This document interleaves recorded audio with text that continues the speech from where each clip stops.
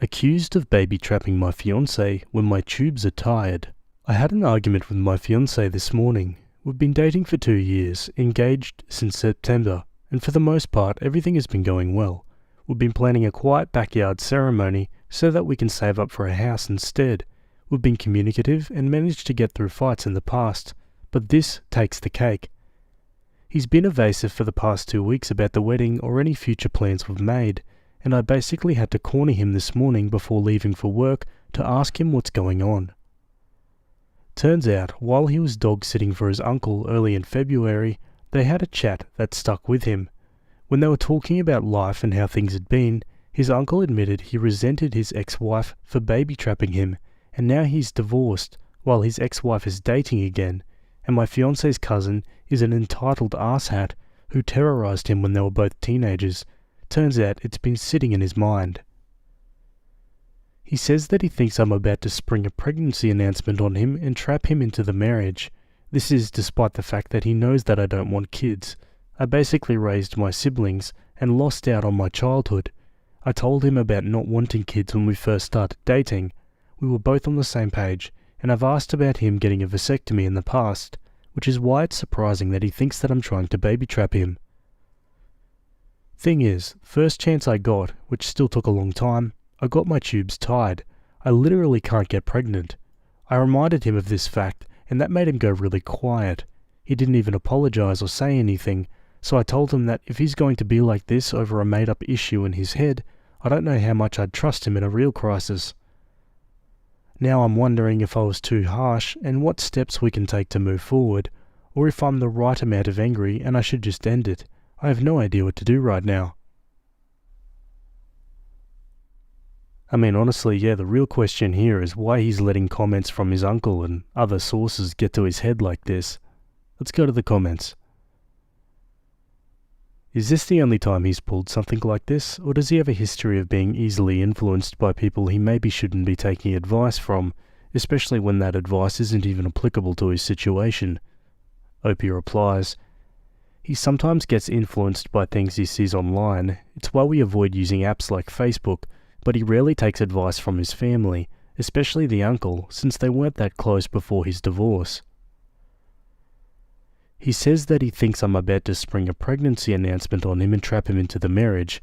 I'm confused. You stated that this man intends on marrying you, right? You're engaged? Baby trapping is when someone intentionally gets pregnant using methods like deception to keep their partner from leaving the relationship. Does he actually intend on marrying you? Quote, I literally can't get pregnant. I reminded him of this fact and that made him go really quiet. He didn't even apologize or say anything. I would demand a response from him. His words and behavior are a red flag. I would postpone the wedding until the relationship is in a better place. Maybe this needs to be addressed with a counselor.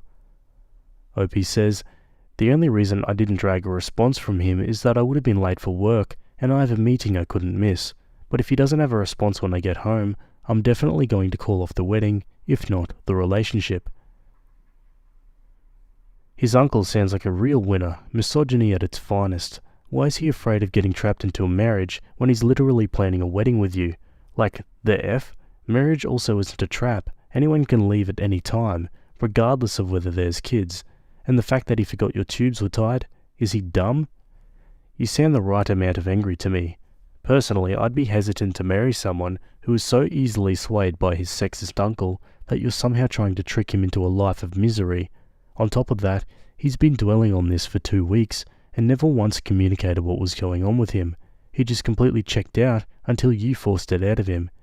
I'm not sure I'd want to marry anyone who A, thinks marriage is a trap for men, and B, let his uncle convince him you're just like his ex-wife in one conversation, C, can't communicate or apologize, D, surrounds himself with such crappy male role models, and E, doesn't understand how tied tubes work. Opie replies, I think this is exactly my problem. I don't know if he thinks I deliberately ruined my life to just mess his up, or I've been lying since I met him. I don't want to make a knee-jerk decision, but I'm seriously reconsidering the relationship.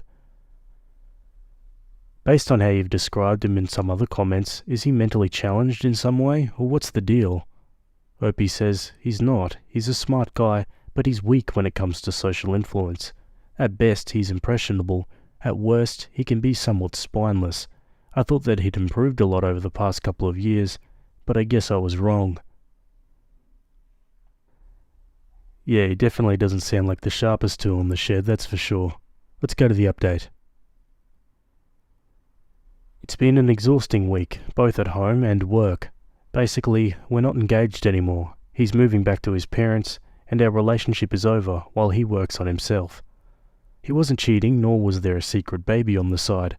Half a yes to him having second thoughts, half yes to him being influenced by family and friends. I won't go too much into the details, just that his uncle's family were always awful to him. They were always the go-to babysitters, and he has trouble standing up to that generation of his family. He's impressionable, and he has trouble separating fact from fiction because of that in them. Another factor is that one of his formerly child-free friends announced his wife's pregnant during New Year's, and he's been excited about it. My ex-fiance's wondering if he'd change his mind, especially since his parents do want to have grandchildren, and have been asking if we're going to wait before having them. After dog-sitting for his uncle, apparently all that combined in his mind that I changed my mind, and I'd surprise him about it. Which is the core of the matter for me. Whether he forgot I had my tubes tied doesn't matter. He was projecting his fears, anxiety, and trauma onto me and punishing me for something that I didn't even do or say, and then made me out to be a deceptive partner because of that projection. He stopped trusting me because he was afraid of what the warped version he built up in his mind might do. That wasn't okay, and that's why I ended it. He's been moving his stuff out all week, and he told me he's going back into therapy. His parents will be there to help him, and they separately apologized to me. They had no idea how bad his anxiety is. I'll be there to support him as a friend, and I've been trying to say that it's on pause, but typing this out also makes me realize that no matter what, I wouldn't be able to win against those fears, nor can I trust him to ever really fully trust me against them, assuming he ever did. Thanks for your input, Reddit. Some of the thoughts did help me steer the conversation, but ultimately it still boiled down to a broken trust, and I don't think we're ever coming back from that. Okay guys, and that's the end of that story. A bit of a sad one, but good to hear that Opie's self-aware about the whole situation. Problems like this can easily just keep dragging on for years and, you end up miserable at the end of it, but good to see that Opie recognise that it's probably for the best they separate. What do you guys think? Let me know in the comments. Would this be breakup worthy for you? Let me know. Anyway, on to another story. Okay, moving on over to the Am I the A-hole subreddit. This one was written by user F150 Camperman, and it's titled, Am I the a-hole for bringing a camper while camping? I know this sounds a bit odd, but I, male 32, am not a big fan of camping. Don't like it, but don't really hate it either. My sister loves it though, and every time she invites me on a camping trip, something happens. My sister and her husband love to camp with friends multiple times a year. Our mother always calls me up begging I go too, and the reason why is because my sister and brother-in-law use camping as a reason to get wasted and act like teenagers. They have 2 kids, both boys, 10 and 9 years old, so someone needs to stay sober and be responsible. My sister and brother-in-law love to screw with me too. They don't like to let me sleep in and would literally collapse my tent on me to wake me up. Last year I brought one of those cots that's its own small tent. They pushed me over in it like they were cow tipping. I'd had enough, so this year I took some measures.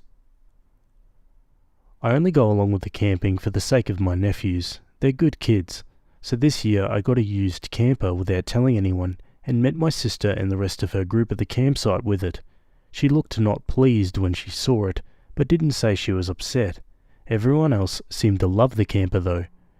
During the camping, all of the usual stuff happened, except any time they tried to screw with me, I just went into the camper and locked the door, which also meant I got a better night's sleep. Around 8 AM, I heard someone outside fiddling with the doorknob. They were trying to prank me again. They ended up resorting to using an air horn. I put in earplugs. Then they tried to rock the truck, but it must have been too heavy because they stopped after a few seconds. I didn't get up till 11. I made myself breakfast, got to do my business in a portable toilet, and had a decent place to change clothes. When I finally came outside, my sister looked ticked. The entire time we were camping, stuff went on like this, but they couldn't mess with me when I locked myself in a box. I got good sleep for once on these trips, and my nephews were always wanting in my camper to hang out. We played Uno at the table a few times, and I had a refrigerator filled with soda. When the trip was over, my sister confronted me and said that next time she was making a tents-only rule, and I said I wouldn't be going then because my camper and I are a package deal. She told me she hated the camper and that it wasn't necessary. I said she only hated it because she can't mess with me now that I have it. I was sick of all the stupid pranks, and if they wanted me to help with the kids on the camping trips, then my camper comes with, and they stop messing with me. Then she called me a jerk and walked away to fume. The only other person who's giving me crap is her husband, but everyone else says the camper is cool. Am I the a-hole for getting it? What, so they invite you on a camping trip just to pull pranks on you? What are you, like, just their entertainment source or something? Let's go to the comments. Not the a-hole. Your sister and brother-in-law need to grow the hell up. Not the a-hole. Pranks are ridiculous when adults use them as an excuse to be mean and ugly. They should be so appreciative that you come to take care of their children while they are being irresponsible. Not the a-hole. Your sister and brother-in-law need to grow up, or at the least, respect boundaries. I literally chuckled when you said, my camper and I are a package deal. Yeah, I think we get the gist. All the comments are pretty much like that, and I agree, they do need to grow up. On to an update. I've showed this post to my sister and brother-in-law. They weren't happy. Frankly, they were ticked, but they spent some time reading comments and are now extremely embarrassed. They've agreed that if I keep camping with them to help with the kids, there will be no more pranking me. They and their friends are free to prank each other, but I and my camper are off limits to their shenanigans, especially after I pointed out that if they cause any sort of damage, it'll be on them financially. What's more, when they learned it's a potential criminal offence to rock my camper the way they did because it can cause injury, so they said they'd never try that again. They're also not going to do the air horn anymore for obvious reasons. My sister is actually very upset that so many here called her out as a bully, especially since I agreed with them. When I asked her why she was so dead set on messing with me, she said she didn't really know. I told her that it didn't really matter. Bullying is bullying, and we're not kids anymore. My brother-in-law initially defended her, but was sucked into it as well for always going along with her antics, to which I called him a complete tool. He's currently moping about it. He and my sister are both extremely upset to have been called out acting as kids, or actually, more like a drunken frat. They were especially sore when I pointed out we're not young anymore. I'm actually the younger sibling. My sister is 35 and brother-in-law 36. The arguments did start out with things like, why can't you just lighten up? And me saying, well, why can't you just respect my choice to stay out of the pranking and leave me the hell alone? And it remained a stalemate until my sister and brother-in-law went through all the comments. On top of all that, I think I may have started a camper trend, because at least one of the couples my sister and brother-in-law are close friends with are in the market for one now too, since they have a GMC Sierra. That'll haul one just fine. The days of tents-only camping may actually be over. Lastly, there is my mother. She was the most unhappy finding out about this post, but I told her I really didn't care what she thought because she insisted I keep going on the camping trips despite the relentless pranking, because the children. I called her out that if she was so concerned with that, she'd have gone too. She's retired and has plenty of time on her hands. And then she whined that she hates camping, and I sarcastically nodded and said, you see, now you get how I felt. She hasn't apologised, but did admit I was right. I'm still going to be doing camping, because what's the point of having a camper if I don't use it? But it's more for myself now. I'll go on my own time. And if I go with my sister and brother-in-law again, they aren't allowed to screw with me. Thank you everyone here for all of your input. It's really been a game changer. So I think I can finally enjoy being out in the woods for a few days at a time now. I'm going to be looking into getting solar panels and setting up a gaming console as well. I'm still a fan of older consoles like the PS2, N64 and GameCube, so having at least one of those in the camper, along with a collection of some good books to read in peace, sounds like a great way to unwind. Yeah, sounds like Opie's got it all sorted out now. Okay, he makes another post 2 years later. It's been around 2 years, and I'm back. I guess you could call this half an update, half a new situation. I posted before about my sister and her husband pranking me relentlessly while we were camping together, and I bought a cab over camper that kept me safe from their shenanigans. I used to not like camping much, but since getting the camper, I've enjoyed it quite well. I had solar panels installed on it and put in a small TV that I play retro video games on. My nephews love the camper too, so much that even my sister and brother-in-law begrudgingly gave up tents last year because of how much their kids said they didn't want to sleep in tents anymore. I guess you could say they were the last in the group to do so. Rather than a cab over, they got a camper trailer since they have an SUV. Their friends all got campers before them too. Pretty much every single person who was in the yearly tent camping friend group now have campers of varying sorts. It ended up being like a keep up with the Joneses mentality. I got a camper and then someone else did, and then someone else after that, and now it's all of them. I guess you could say it's more like we're all glamping now, but we love it. Until we hear one of the campers rocking at night anyway. That's when the earplugs come in handy. Even my mother, who previously hated camping and had forced me to go all those times just to babysit the drunks, now has a camper.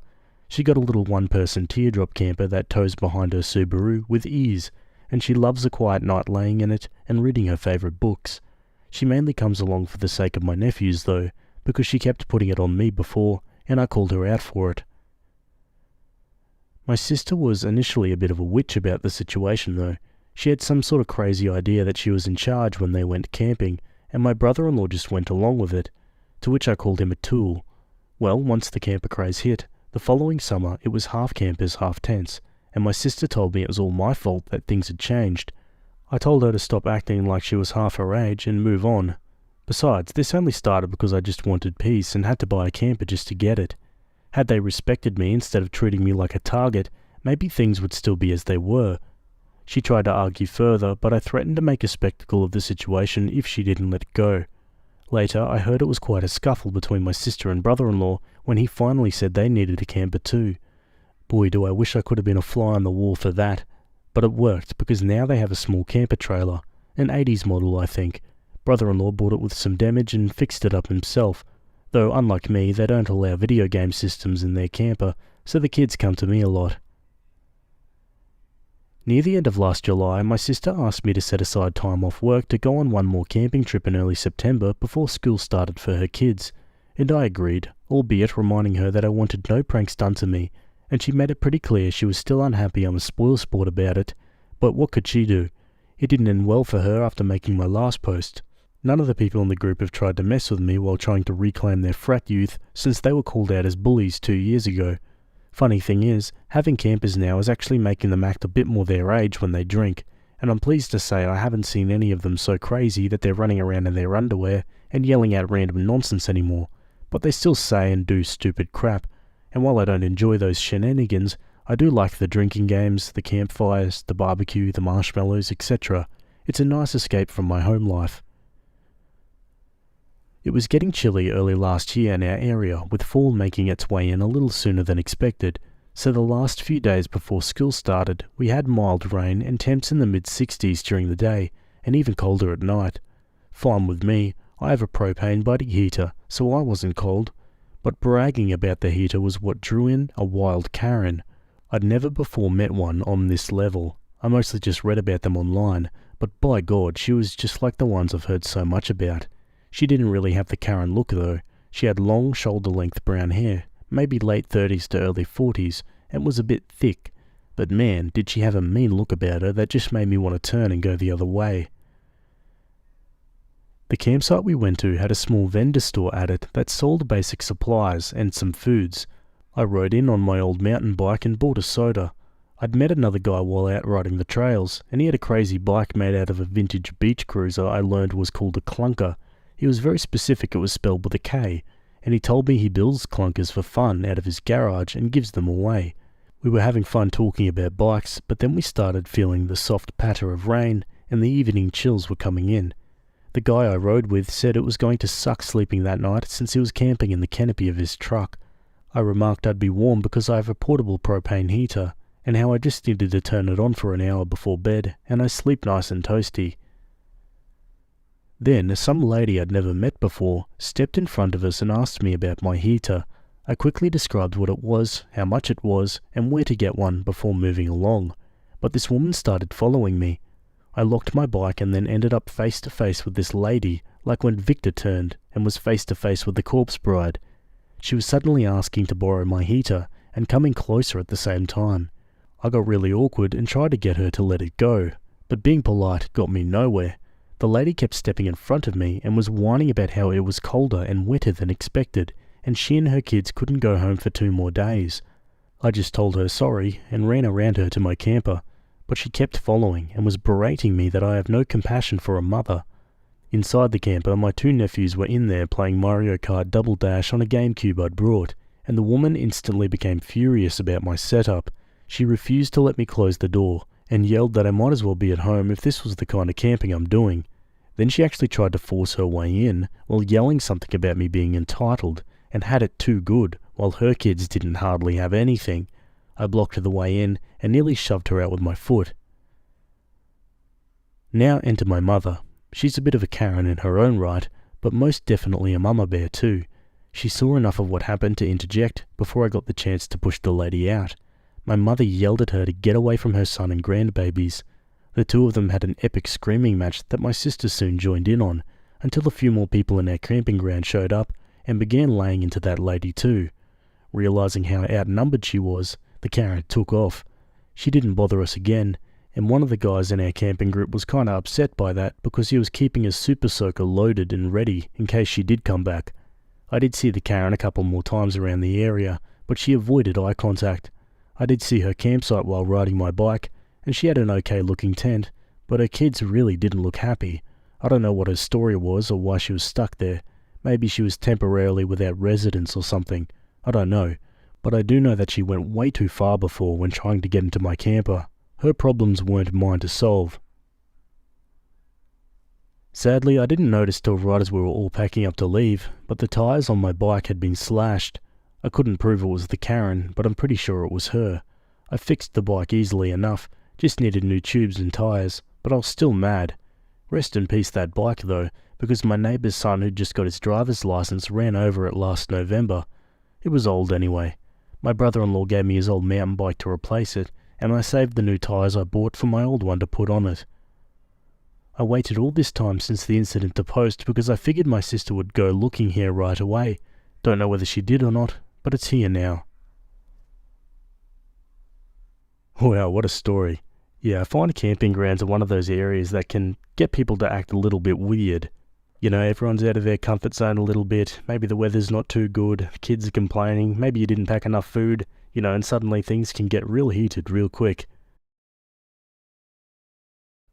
My girlfriend of 3 months never cuddles with me since she's always been a, quote, non-cuddler, and when we recently went on vacation, she slept in the spare bed in the hotel room to avoid sleeping with me. Alright, so here it goes. Sorry for the crap title, by the way. My girlfriend, let's call her Francesca, and I have been dating for an amazing 3 months so far, and she is absolutely amazing and caring and loving to me. She's only ever had one boyfriend before me, and she is my first post-high school girlfriend. It's only been a few months and my girlfriend sadly always finds a reason to not cuddle or even lay together for a long period of time when I try to. This really sucks because I've always been a huge cuddler, and I guess I've just tried to overlook it when dating her. But it's hard. When I'd ask if we can cuddle, it's always, I really don't like cuddles, they make me uncomfortable. When I'd ask why she feels this way, she always avoids the question. For my birthday, I asked her if she could try to cuddle with me just once as a birthday gift, and she got really emotional and said it would make her really uncomfortable, so I felt bad and haven't asked her again. Honestly, if I ask again, it's gonna make her sad, and it makes me upset seeing her like that. I talked to my friend about this, and he said that she might be scared that I try to make a move on her, like sex, and I mentioned that early on in the relationship, since me and Francesca are both virgins, we've decided that we want to wait for the right moment before having sex, which we both agreed should be at least 6 months in. I'm not sure what to do, and hopefully I'm not overreacting too much, but it bugs me to not be able to cuddle with my favourite girl.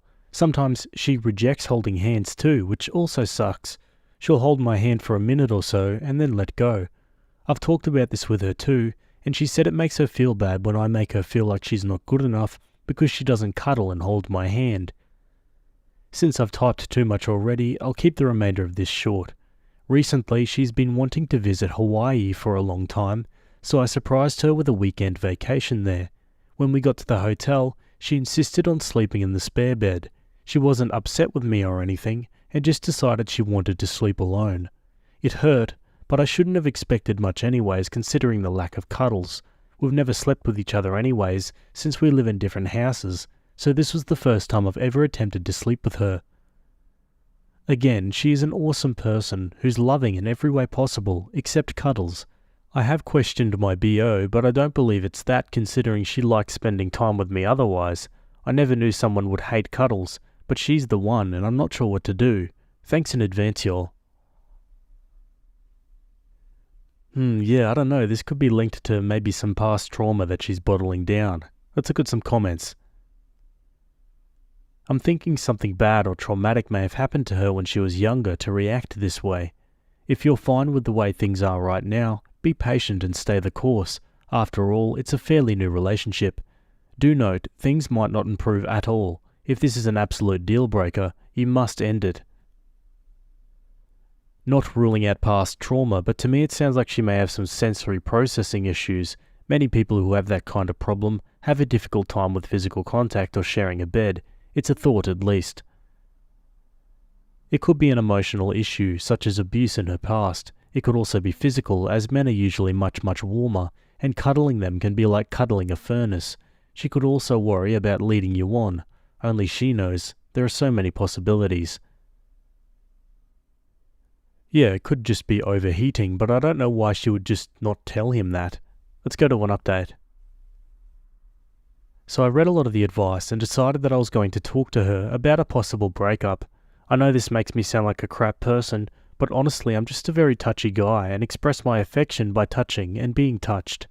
Not being able to cuddle or hold hands or sleep next to my girlfriend was not going to work out for me, and just felt like a constant tease you'd get from a long-distance relationship where you'd think about holding and cuddling your gal or guy, but just don't end up doing it. Honestly, it was not going to work out. I brought my girlfriend to my house after telling her we had to chat. I started by telling her that I'm really sorry and like her very much, but I don't think things will work out with our different cuddling preferences.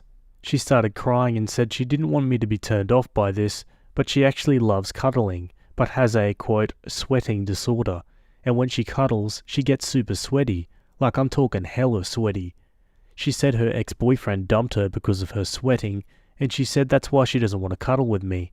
She said the same thing happens when she holds hands, and she gets super sweaty. She said she was afraid cuddling with me would make her leave, like with her ex in the past. I felt bad that I've been giving her so much crap about it, and it was like an insecurity she had, and I told her that I don't really care if she sweats on me, it's all good. She laughed and said, "No, I actually sweat buckets," and I told her, "Can you sweat buckets on me?" She thought about it, and then she said, "Okay, but don't break up with me over it if I sweat too much," in a joking voice. She laid beside me and we cuddled, and it felt so freaking good to finally feel that with her. She actually managed to sweat so much that my shirt was pretty wet, and the bedsheet was soaked, and I told her that I found it pretty cool. She said that she's so happy that someone appreciates cuddles and doesn't mind the sweating, and I was just so happy we were finally cuddling. I told her I didn't mind getting soaked cuddling, and said at least we can now have kisses in the rain and in bed, and she couldn't stop laughing. She asked if we could hold hands in bed to show me how sweaty her hands get, and again my hands were wet as hell, which I didn't mind.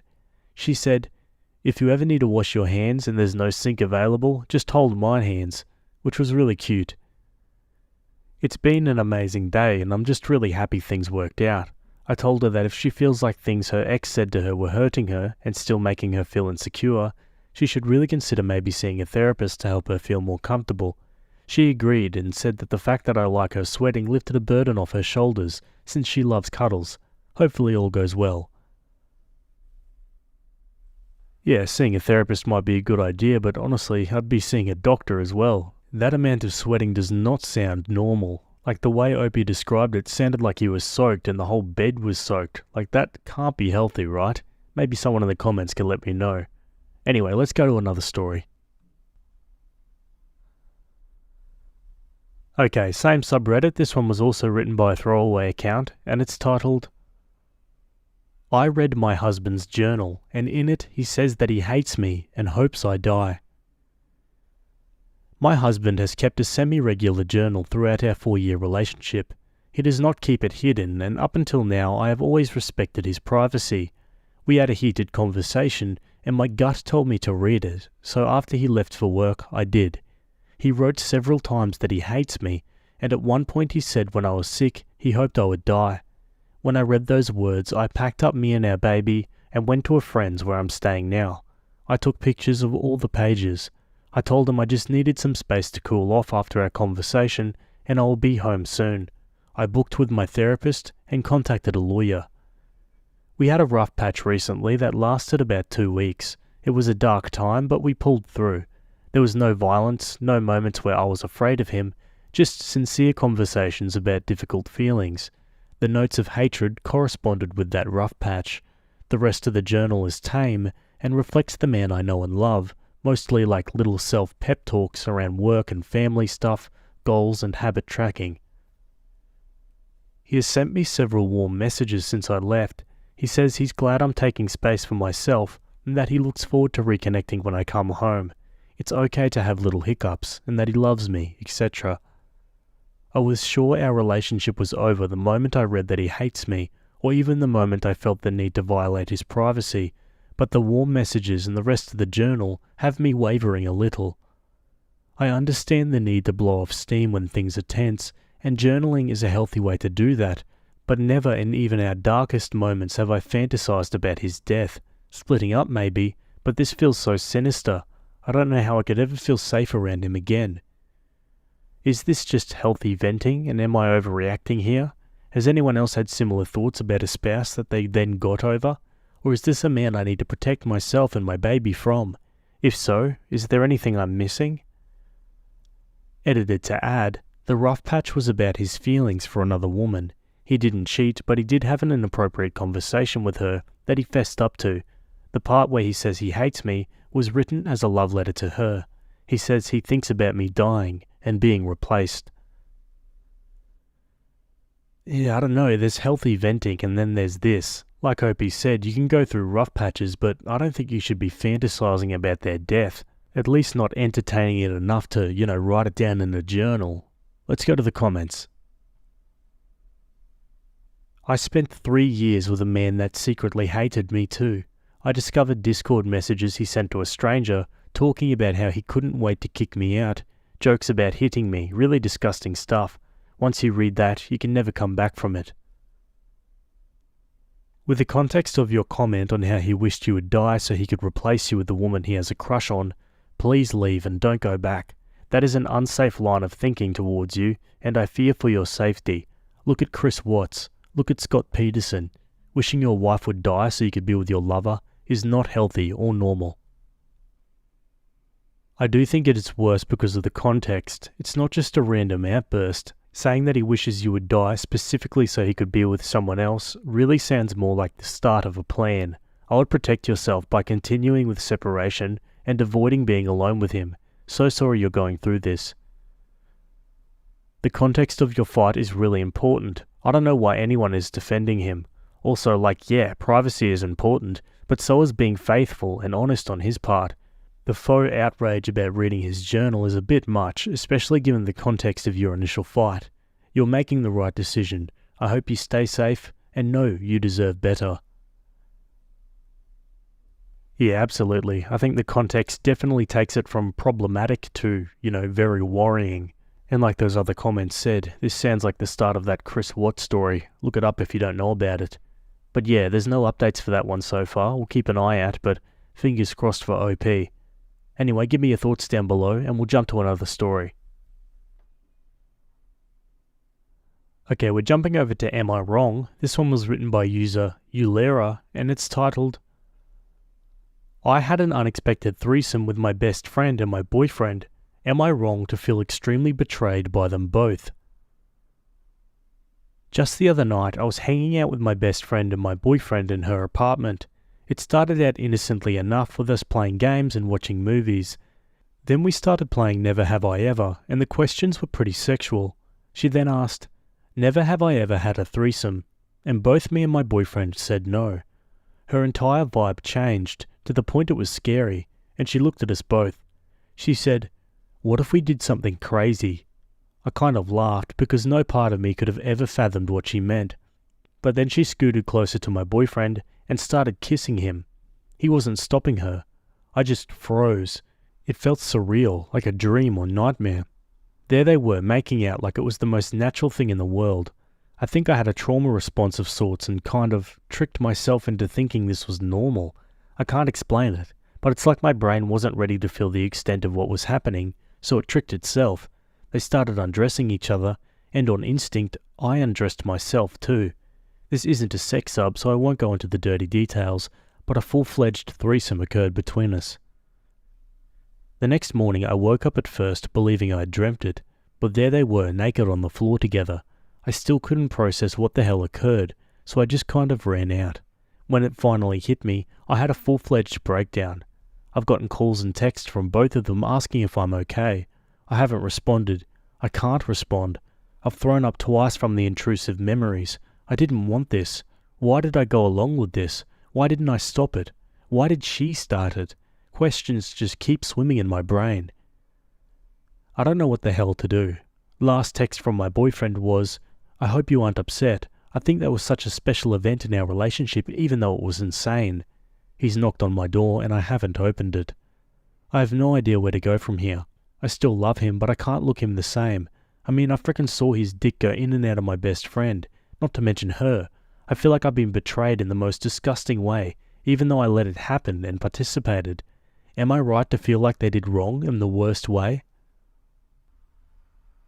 Geez, yeah, like things like this really got to be talked through before they happen. And honestly, it's super unreasonable for the boyfriend to just not say anything or, ask for permission or anything like that first. Hell, the friend as well. The fact that they both just went in and didn't check in first is the biggest problem here. Let's go to the comments. I genuinely believe that the boyfriend and best friend were already a thing behind your back, OP. This was just a way to make things okay. Talk to them separately. Be open and honest. End the friendship and relationship. If you feel that's necessary, I won't tell you what to do. Did your boyfriend even check in with you to make sure you are okay? I think they set this up. You are right to feel betrayed. Dump these a-holes. The most important part of engaging in group sex with your partner is discussing it beforehand, establishing boundaries, and vetting someone you know will be respectful of your relationship and understands the role they will be playing in your sex life with your partner. None of that happened here. It feels very immature and poorly thought out on their part. You have every right to be super uncomfortable with this, and I'd strongly encourage you to reevaluate your relationship with both of them. Yeah, huge red flag that she initiated and your boyfriend didn't push her away and talk to you first. They started this threesome without talking it through. I understand how you feel. I had something similar happen, but it was myself who gave the okay and then felt weird afterwards. Whatever you decide, you do need to talk about it with them. That isn't a threesome, that's cheating in front of you, babe. They're both crappy people for doing this, and I'm certain when you break up they're becoming a couple. Do talk to him though, but I would definitely not be friends with her anymore. And I don't know him, but that would be done too. Did they at any point ask your permission? If not, it's over for both relationships. Opie replies, "This is really validating because that's how I feel in my heart. I never once said I wanted a threesome to either of them. I never gave any indication that I wanted them to do that.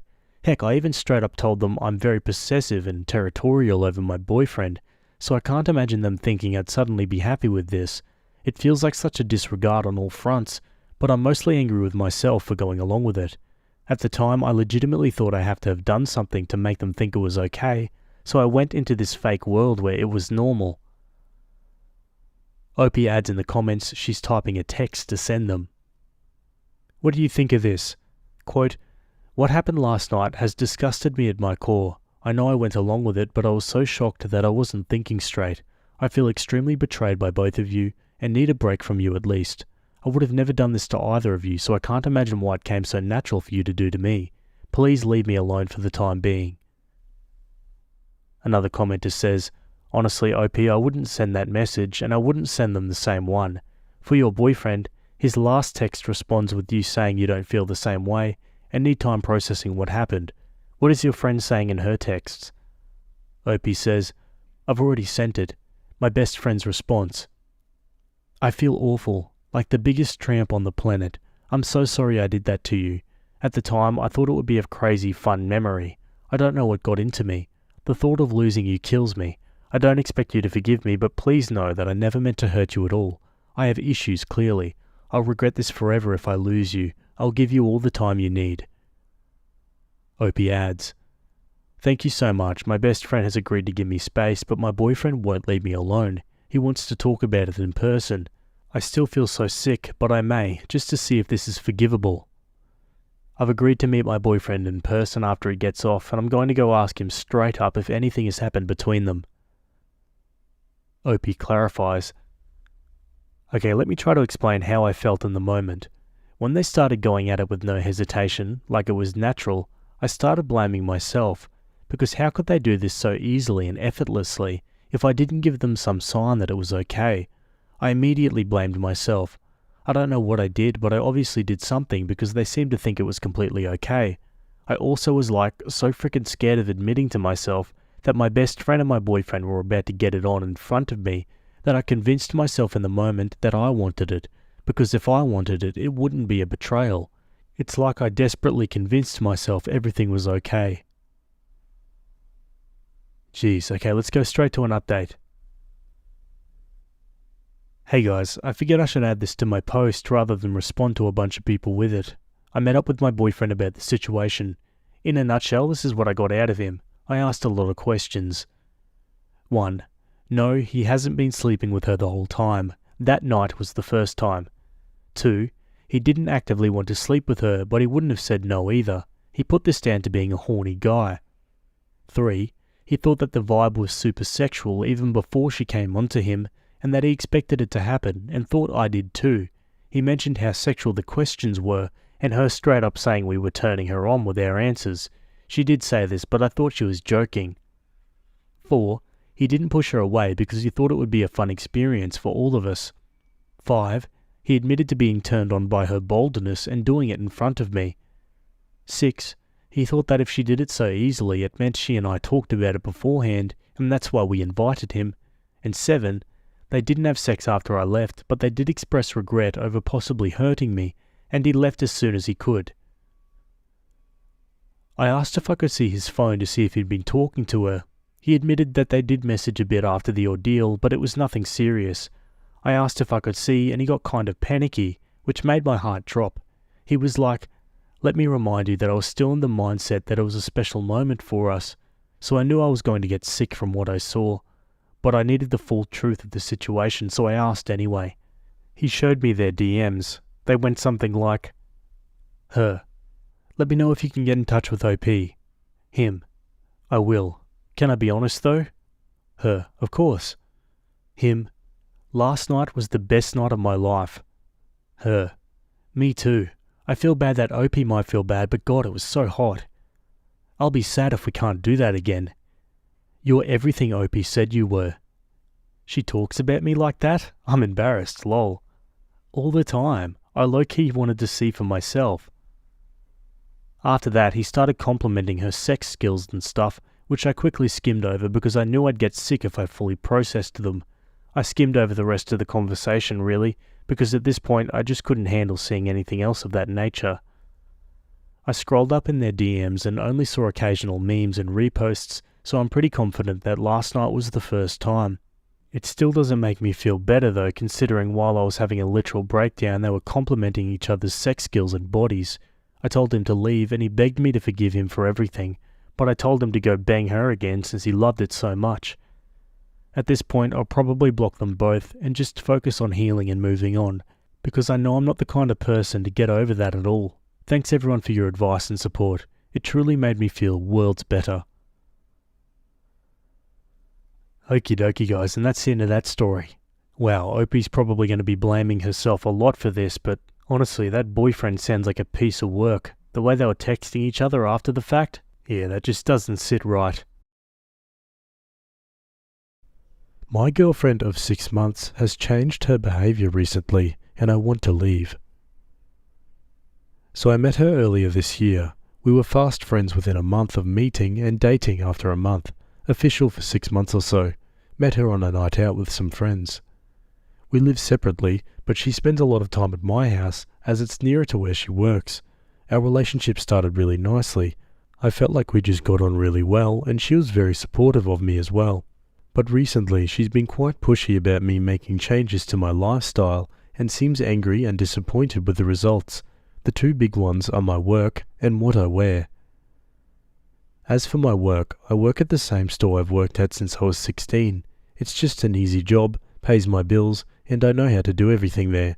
I'm basically a manager without the responsibility of actually being a manager, as I don't want that level of responsibility for no extra pay. I also make money via stocks and cryptocurrencies, so I don't struggle for money. As for what I like to wear, I have many jumpers and t-shirts of an emo band my friends and I loved when we were young. I genuinely have like 50 or so that I wear a lot because it makes me happy and doesn't hurt anyone either. I admit I have a bit of a problem with anxiety. Familiarity helps me with it, and some family thinks I might have OCD, but I've never been diagnosed. My girlfriend a few weeks ago expressed frustration with my clothes, saying I need to grow up and get new ones. She spends a lot of money to get whatever clothes are in fashion. I don't have a problem with that, as it's her money to spend and she isn't hurting anyone. But I don't know why she has a problem with my clothes. The argument was big but resolved, and we went shopping and bought me some new clothes. They're actually quite nice, and I like wearing them too. A few days later, I was wearing a band t-shirt again because the new clothes were in the wash, and she was really angry about it.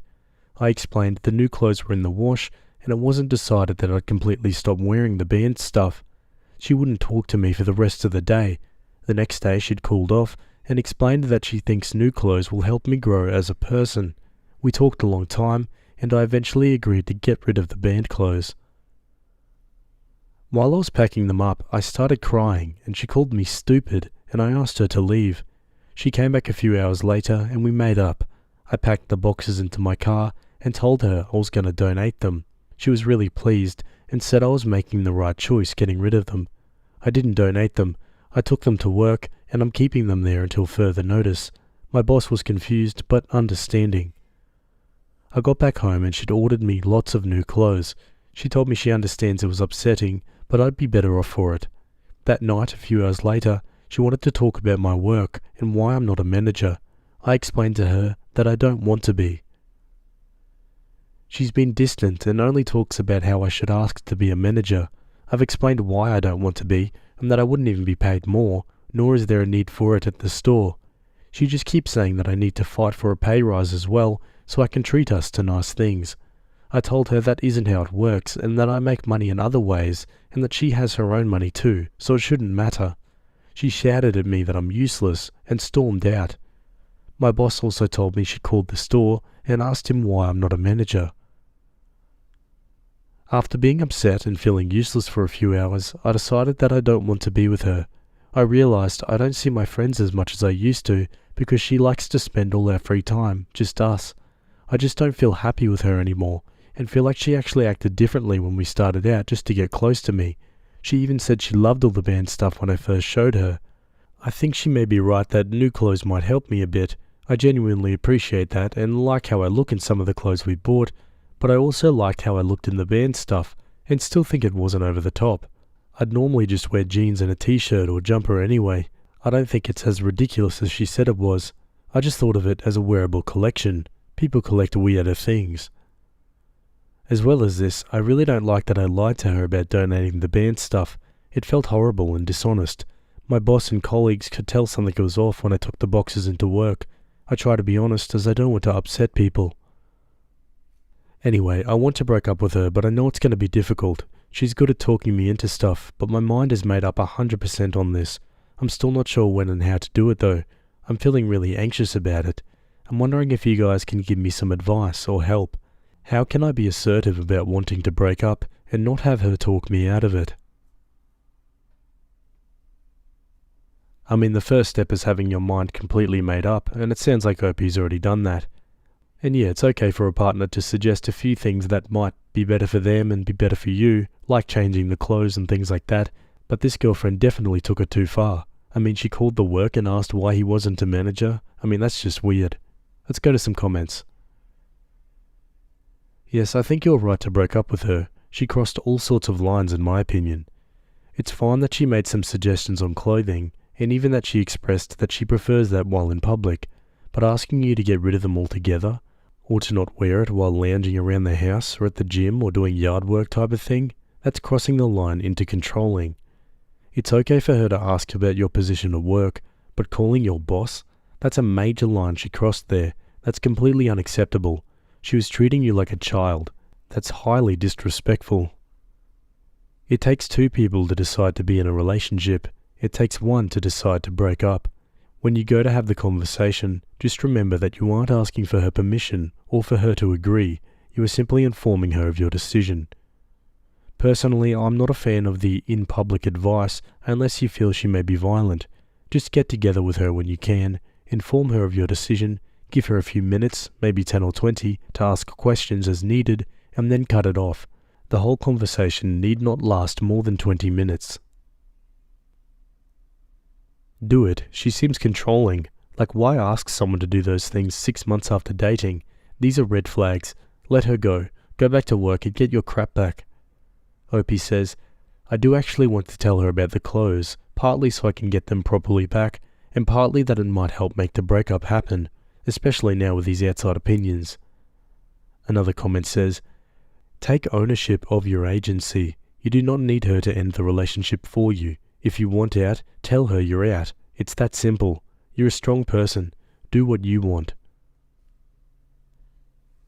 I think your response to all of this was completely reasonable. You opened yourself up to her suggestions and to trying new things, and you kept your boundaries about not wanting to enter a management position at your store. I think you have a healthy point of view on yourself, your life, and what makes you happy. The fact that she called your work to complain without telling you is a major red flag. When you end things, I would just suggest that you stay focused on the fact that you are willing to change and try new things, while she was hardline and disrespectful of your choices. Someone who really cares about you would behave more like you did, seeking compromise. It's going to be uncomfortable, but you can do it. If she becomes angry, ask her to leave or leave the situation yourself, but don't waver on the fact that the relationship is over. I would strongly suggest going no contact after the breakup so that she cannot manipulate you out of your decision. Opie replies, thanks for your advice and your compliments. I really appreciate both. I know she's had several red flags, and I'm decided that I want to break up with her. I'm more worried about what she'll say or do to people around us, and if and how I can stop that. No contact is seeming likely. I miss making my own choices about stuff and seeing my friends. Okay, let's go straight to an update. Some things I want to address first. I work at the same place I've done for years because of my anxiety. I know how to do everything at my job, and it helps me feel grounded and not worry. When I said I'm basically a manager, I mean that I do sometimes fill in shifts and responsibilities for them, and we've talked about me officially being manager before, but it's not what I want. I don't want to take my work home with me and never be able to switch off like I see some of them do. That said, I do want to have some more ambition in my life going forward, and I'm going to be looking at other ventures. My clothes. My band clothes are now back at my house. I still have the new clothes we bought, as I paid for a lot of them, and I plan to continue wearing them too. I can see what she meant by wanting me to wear new clothes. I just didn't like her end goal, or the way she went about it. For the people thinking I dressed like those goth people dancing under a bridge, I don't. It's usually just a band tee or jumper with some normal jeans. I'm not a teenager, just a 30-year-old who still loves the same band. No hate to those dancing goths. I love that meme. Okay, so on to the main story. I took advice from some of the responses to the original post. We live separately, so there wasn't any issues with leases, but I did change my lock as I'd given her a key a few months ago. As for the breakup, it didn't go well, but it did go at least. I was at home thinking of how to do it, which cafe or restaurant I was going to do it in, etc. She finished work and came to mine without any prior discussion. Not out of the ordinary, to be fair. Anyway, she could tell something was off, and because I'd been thinking about it all for hours, I was 150% sure I wanted to do it, so I just did it here instead. I first told her that I'd lied about donating my clothes, and that I'd actually taken them to work instead. She was angry and calling me a liar and everything. I apologized for it and tried to explain that I felt a lot of unfair pressure to get rid of them when I didn't really want to, and my collection wasn't hurting anyone. I don't really feel that argument was fair, and I feel that her actions made me lie to her, but I hate saying stuff like that, so I just left it and moved on. I then told her I was really annoyed about her calling my boss. She said she was sorry, but I should be a manager. I said that's okay, and she looked confused, but accepted it, I guess. Then I just said I didn't want to be with her anymore because she actually had given me a second to speak. She looked shocked and asked me what I meant.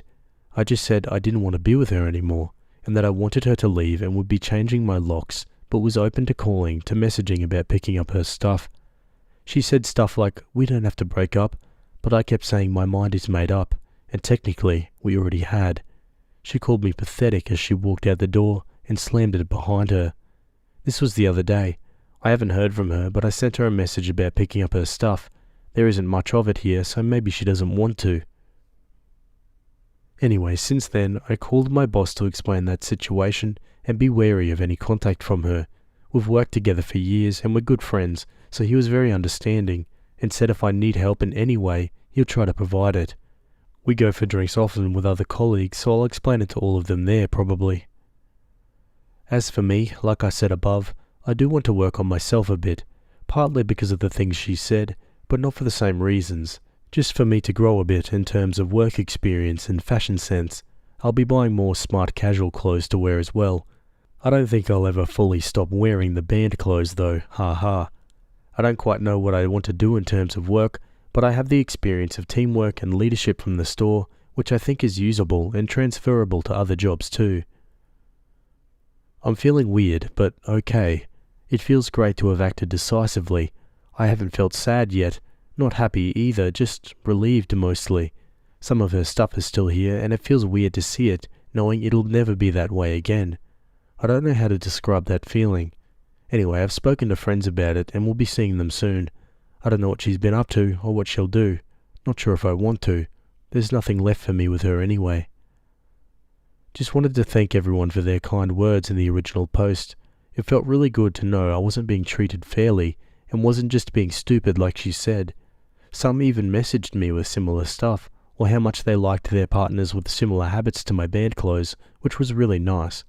One of the reasons I still wear the band tees is sometimes other fans spot them and will have a nice conversation about it, and always end the conversation smiling. It's just nice. Okay guys, and that's the end of that story. Yeah, good to hear that Opie took control and was very assertive with his decision. He seemed a bit back and forth and hesitant in the first post, but ultimately he came through. I mean, her reaction to the breakup is all you need to know about her character, right? There was no apology, no acknowledgement of mistakes. She just slammed the door and swore at him. So yeah, probably a good decision in the end. What are your thoughts about this one? Let me know in the comments. Okay, let's jump to another story. Okay, we're over on the Am I the A-hole subreddit. This one was written by user Actual Program, and it's titled, Am I the A-hole for still not forgiving my fiance? So I'm 28 female and my fiance is 32 male. We've been together for 4 years. So for some context, he has one child who he had at 16. She lives with my fiance. After he had her, at 20, he got a vasectomy as he didn't want any more kids. I never really wanted kids. My mindset was if I have one, I have one. If I don't, I don't. So I got pregnant. I told him and he was ticked as he said I cheated on him. He threw me out that same day. I was so sad and lonely. I was able to stay with my mother as she believed me. I lost a lot of my friends and got a bad reputation at work, to now I work from home. My mum was able to talk him into doing a DNA test at 18 weeks, and he was the father. He was begging me to take him back and go live with him again, and let him make it up to me. He's been doing well and set up a whole nursery, and he goes to every doctor's appointment, everything. I really want to forgive him, I really do, as he seems like he'll make a good father, and his daughter is so excited for her little sister, and she just wants to plan. All I do is just remember how when I had my morning sickness, my mother took care of me, not him. How when I needed to go to the hospital, my mother took me, not him, and he didn't even come to see me. I don't know, I've been breaking down so much because of this. I just don't know if I should forgive him and try to put it past us. My best friend said I should just let the past be the past and focus on the baby, while my mother thinks we should just break up if I can't forgive him. So, am I the a-hole for not forgiving him? Hope he answers some questions in the comments.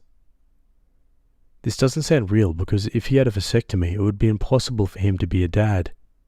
Opie replies, I've been trying to figure this out as well, but I'm not a medical professional.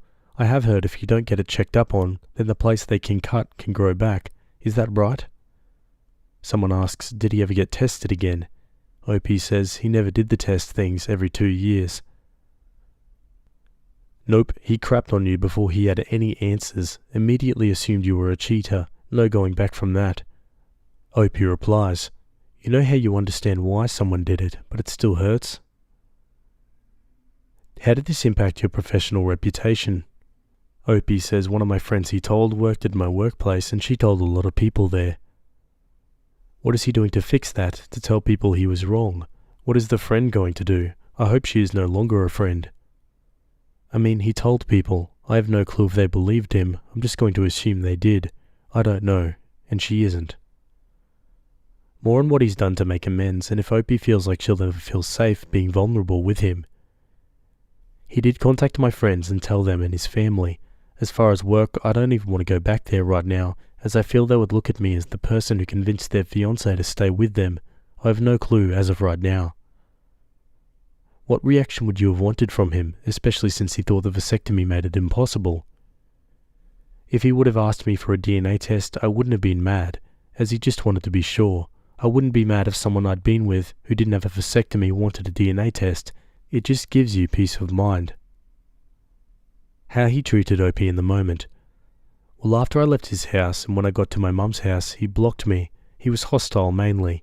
He didn't want to talk to me or hear me out as, quote, cheaters don't deserve a chance to explain. That's what he would tell me. He's never threatened me abusively or put his hands on me.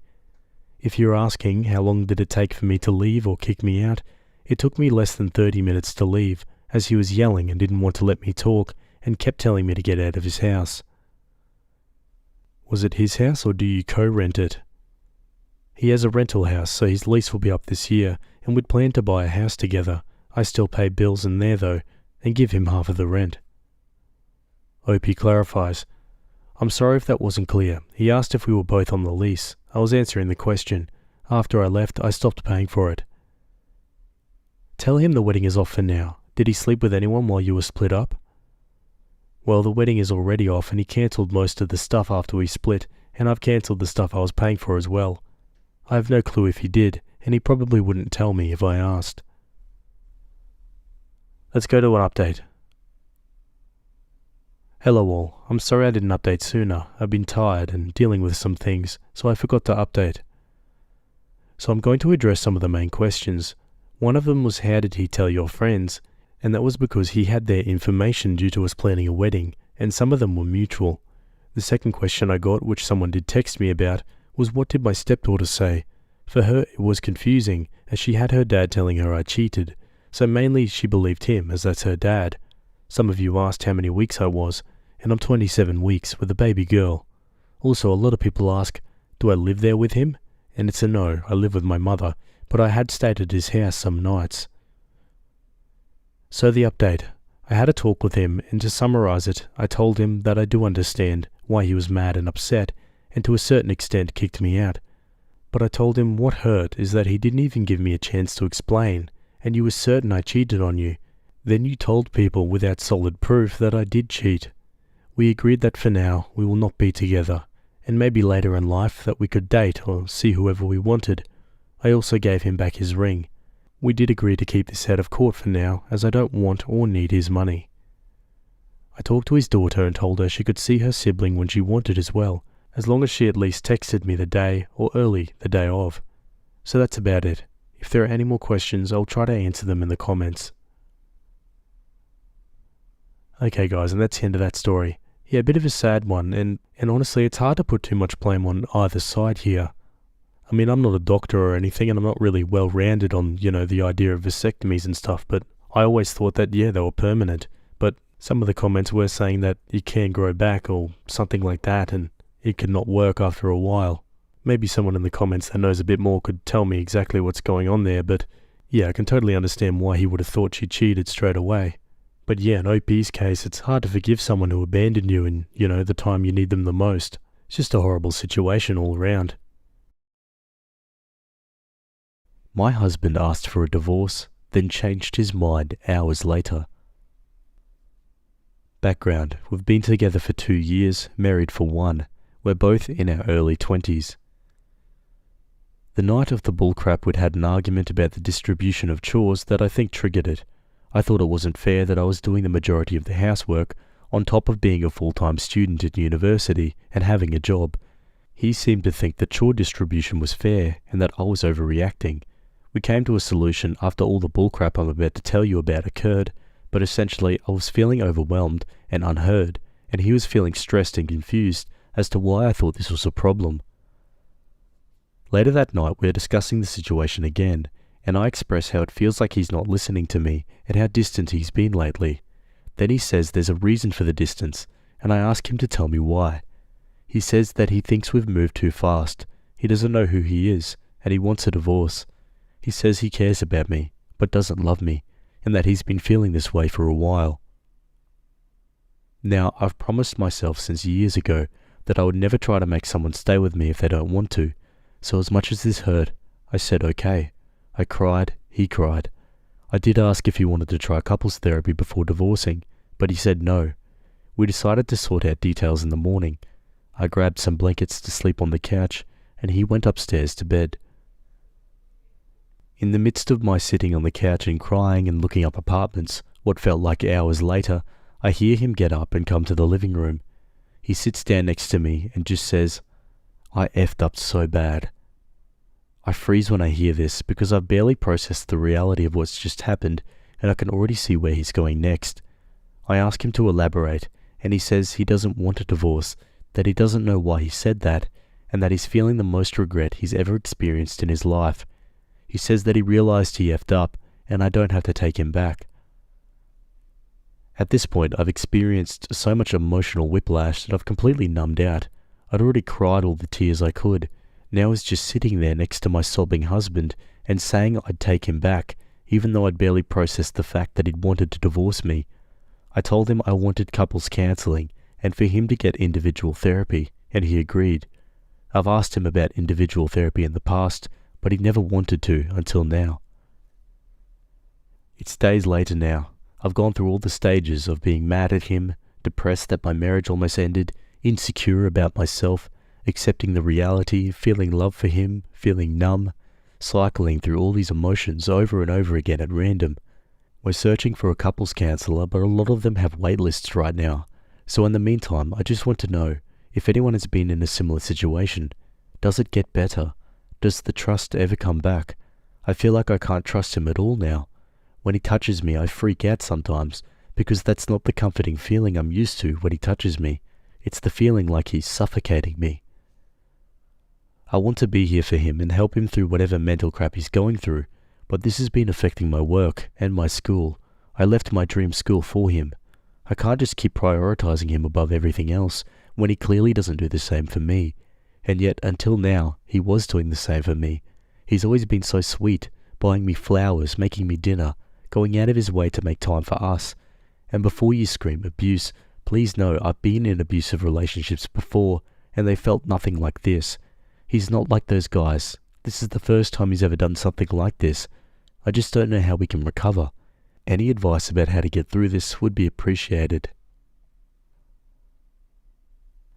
Oh man, I'm no marriage counsellor, but I've read a few of these stories, and quite often, if the seed gets planted, it's the beginning of the end. But let's see if they could pull through. Let's go to some comments.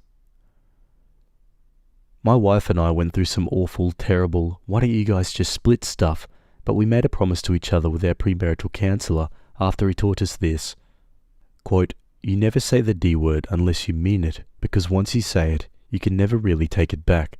You will always remember it as an option. You can always run or threaten or taunt with it. The day it becomes a household word, everything you worked for is dead, and one of you needs to leave. Don't say it even once if you don't mean it." Now, was he being wildly hyperbolic? Yes. Did it help us get through the worst of things? Also yes. I'm not saying your marriage is over, but the person you pour all your love and care into told you, quote, he cares about me but doesn't love me, and that he's been feeling this way for a while. And I don't see the way past this statement. I had days where I didn't like my wife, but I've never had one in 11 years of marriage where I didn't love her. She is my world and will always be. I wish you nothing but happiness and fulfillment, OP. Big hugs. Personally, I think you need to be single and work on yourself. If you got married a year into your relationship, that means you were engaged within just a few months of knowing him. Now you're sobbing over this man and taking him back in the same breath 2 hours after he said it was over. Also, just because he regrets what he says doesn't mean he didn't mean it. There was definitely truth behind his statement. We got married too fast. There seems to be a lot of codependency in this relationship on both sides. This is why I don't think people should get married in their early 20s. Your brains are still developing. Opie replies, I used to think the same. We were going to wait longer, but we had to get married to get him a visa to live with me while I attended my dream school, which I gave up for him later on. I regret leaving that school. I just thought there would be other opportunities, and he loved me, so what could go wrong? He was definitely talking to the side piece that rejected him while you cried yourself to sleep, and then came back to you faking he was sorry. He didn't know who he was, didn't even want to try therapy, but 1 second later he does? I don't think so. And even if he wasn't cheating, you don't treat someone you love like that and scream divorce over a minor disagreement that would have been solved with just peaceful conversation or the already mentioned couples therapy. Opie says, there's no signs of him cheating. I checked his phone and we share locations already for safety reasons, and he hasn't been anywhere suspicious. You two are really young. The odds are so stacked against you that I can't see this working, given he's already almost divorced you. I would recommend marriage therapy, which you're already trying to get into. If it's a long wait, find someone healthy you can turn to, a religious leader, your wedding officiant, an older married couple who you're both comfortable with, your parents, whomever. Find someone to help you talk through these issues ASAP. Secondly, prepare for your marriage to fail, because the odds aren't good. That means wait to have children until your marriage has been stable for at least a year. Graduate your degree program, pour yourself into your career so you can support yourself. Do not make any big sacrifices for this marriage. Don't move for his career. Don't get your tubes tied if he doesn't want kids. No big sacrifices. You still make daily sacrifices, that's marriage, but don't sacrifice anything that's difficult to come back from. Opie replies, pouring myself into school and work is definitely my priority right now. I'm done always putting his needs before my own. Okay, now for an update. 1 year later. 1 year ago, I made this post asking for advice on how to continue with my relationship after my now ex-husband betrayed my trust by telling me he wanted a divorce out of the blue and then changing his mind just a couple hours later. As stated above, he is now my ex. Those of you who said that he would repeat the same behavior again, you were right. On New Year's Day 2024, he said he wanted a divorce, packed a bag, and left to a motel, then came back hours later. I'll admit I was a wreck that day. I asked him if this was just going to be like last time, and he said no. I asked him if he felt mentally okay, and he said he felt fine. I got on my knees and begged this man to stay, not my proudest moment, and he looked at me with empty, vacant eyes and just left. I was in tears for a couple hours, but then I opened this app to try to distract myself and saw he had made a now deleted, please don't go looking for his account, post on the divorce subreddit about how he left me and felt bad but didn't regret it. Then I went from depressed to furious. I called my landlord and told him that I was getting a divorce and needed his help in changing the locks. My landlord was very understanding and helped me do so. A few hours later, I heard a knock on the door, and when I opened it, my ex-husband was standing there. I didn't even get a chance to tell him to leave because he immediately collapsed into my arms, sobbing. The first coherent words to come out of his mouth were, "You're not going to take me back, are you?" Reddit, I would love to say that I rejected him right then, but I didn't. Even after all of this, I was still hooked into his web of manipulation. So instead, I sat down with him and had a long discussion about how much he hurt me, how in the middle of working to rebuild the trust that had been broken between us, He completely destroyed any progress that had been made and found a way to make that distrust even worse. I don't remember the details of what he said, but he always knew what to say to get me to feel sorry for him. The night ended with me saying I would take him back. He was smiling, saying he'd never felt so hopeful. He wrote me a love poem that night for the first time in years. Meanwhile, I had never felt so broken, and I told him that after he said he felt so hopeful. He shrugged it off and said I'd feel better in the morning. I did not, in fact, feel better in the morning. During the next few days while I was trying to pick myself back up, study for finals, and continue going to work as if nothing was wrong, he went back and forth every day on whether or not he loved me, whether or not he wanted to be married to me. He said he thought he loved the idea of being a husband more than he loved me. My last straw was when I reached out to one of his childhood friends, who I had interacted with a few times and thought I could trust to be honest with me, and asked him if he had ever noticed any red flags in my ex-husband's behaviour in his past relationships or behaviour towards women in general. This friend assured me that he had never noticed anything of the sort. I thanked him and asked if he could please not tell my ex-husband I asked that, since I was afraid of what he might do.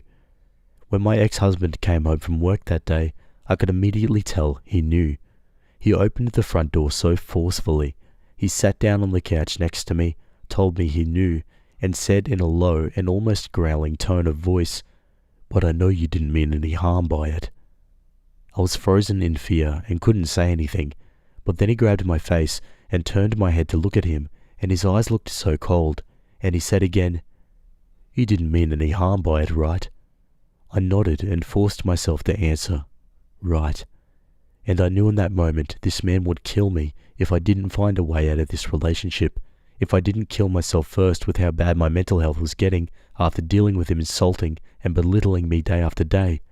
I was genuinely starting to spiral into a dark place I hadn't been to in years. The next day, while he was at work, I packed a bag, wrote a note telling him I'm leaving and that I want his stuff out of the house when I get back, left the note on the counter with my ring, and spent the night at my mum's. It is an uncontested divorce, filing by mail, and should be finalised in April. I started the paperwork at my mum's house that first night of separation. Since ending my relationship, I've gone to therapy and realised just how abusive and manipulative my ex-husband was. I also understand how broken he is, but being mentally unwell is not an excuse for abusive behaviour. What he did to me was abuse, and I'm not afraid to say that anymore. I have reconnected with old friends and made new ones. I've started doing things that I love again, things he never wanted me to do, like wearing red lipstick or eating mint-flavoured things and going to concerts. I've realised I never want to be married again. I've discovered my polyamorous identity and have begun to explore this side of myself. I have plans to move out of my hated hometown that he dragged me back to. I feel so much joy, freedom, and self-love than I ever did when I was in a relationship with my ex-husband. I won't be using this account anymore after this, as I have no need to, but I want to thank this community and the other subreddits that I've participated in. If I had never made my original post, I don't think I would have realised just how awfully my ex-husband treated me. Thanks to the support of hundreds of voices telling me I deserved better, I realised how true that statement was. I deserve better, and now I have better. I also want this update to be a beacon of hope to anyone who has found themselves in a similarly emotionally/verbally abusive situation. Life is so much better when you leave. There is hope. There is light on the other side of the pain. Thank you again, Reddit. I am finally free. Wow, that story really ramped up quite quickly, didn't it? But glad to hear that Opie got out. Yeah, it sounds like there was a lot of suppressed and subtle things that he was doing throughout the relationship that was, manipulating her and ultimately making her depressed. He's clearly got issues, but that's no longer Opie's problem, and good for her. She's still really young as well, 24 I think she said, so she's got her whole life ahead of her. Anyway, what are your thoughts about that one? Let me know down below. Okay, let's move on. Righto, we're jumping over to the Am I the A-hole subreddit. This one was written by user Army24K7, and it's titled, Am I the A-hole for blocking my friend of 10 years after she outed me to my mum? I wish I could say this was fake, but it's not. I was 18 years old when I blocked my friend of 10 years. She had been acting weird, and not the good kind of weird. She always had some kind of drama going on in her life that made it impossible to be friends with her. One day she told me she was coming over. When she did come over, she walked over to my mum and told her, quote, "Your daughter is a lesbian." In that moment, I had no idea what had just happened. Had my own friend of 10 years really just outed me to my own mother, in my house? I felt this sick feeling wash over me. What the hell was my friend thinking? I'll call my friend Person E. You see, we'd been friends for such a long time, it felt that there was a genuine connection between us. We would do everything together, and I felt that nothing would dampen our relationship. I knew that it wasn't uncommon for people to seek drama, but I didn't think she would go this far. I remember my mother saying to me through her tears, "Tell me it's not true." By this point I was crying, and I wasn't able to speak properly. My friend, Person E, was still standing there, just staring at me. I remember I ran upstairs to my room and just cried. After all, what was going to happen to me now? I felt at this point that the whole world was ending. About a week later, my mum finally came around. I knew that in her eyes I was a disappointment, but I was hoping that maybe she'd gotten over it. She hasn't still, but she's slowly learning to accept. As for my backstabbing friend, I immediately blocked her on every platform possible. I haven't heard from her since. I'm currently in therapy, but not because I want to be. I'm here because my mum wants me to be her normal daughter again. The only person, in my opinion, who needs therapy is my friend E. I will keep updates going on how this plays out for me, now that I've been revealed. Oh my god, what sort of friend would do something like that? And why? And the fact that she just stood there staring at them while they both cried? Is it some sort of sadistic power play? Just seems strange to me. Let's go to the comments. Definitely not the a-hole. I'm so sorry that happened to you, and with that reaction from your mum. Never be friends or feel bad for not being friends with those that don't respect you and or go against you. You deserve better. Not the a-hole. What a disgusting violation of trust and safety. Outing a person can be dangerous. You've been put in therapy, and many others are beaten or made homeless. Not all parents are accepting or safe people. Your ex-friend is awful. What a POS person. I mean, that's not accidental, which is still crappy but at least forgivable. That's, I'm going to out this person and watch her world burn. I'm sorry, but after 10 years, she knows what type of person your mum is. She knew that your closed-minded mum would lose her crap over that, and she deliberately and maliciously did that and just watched. WTF? Her motivations don't matter. Her reasons don't matter. Sometimes people are just crappy humans and need to be flushed out of your life. Your mum doesn't sound much like a winner either. I hope you're safe, happy, and free to be your true self soon. Take care. Yeah, my thoughts exactly. On to an update. Hello everyone, OP here. I've taken the time to read through all the comments I've received. I'm very overwhelmed and emotional by just how many people have commented such beautiful things and words. This has made healing a little bit better for me. For those that have asked what my ex-friend's original intentions were, I really don't know. To be honest, I don't know what she thought or what she was thinking when she did what she did. I have not contacted her to find out. She attempted to show up to my workplace and apologize to me. I did not forgive her. After all of what she did and put me through, I would be stupid to forgive her. She has attempted to make multiple social media accounts as an attempt to reach out to me. After asking multiple other friends of mine, no one knew why she did this. I have decided not to get to her level. Someone on my original post mentioned a good way to get revenge, but the more I thought about it, the more it sounded wrong to get to her level.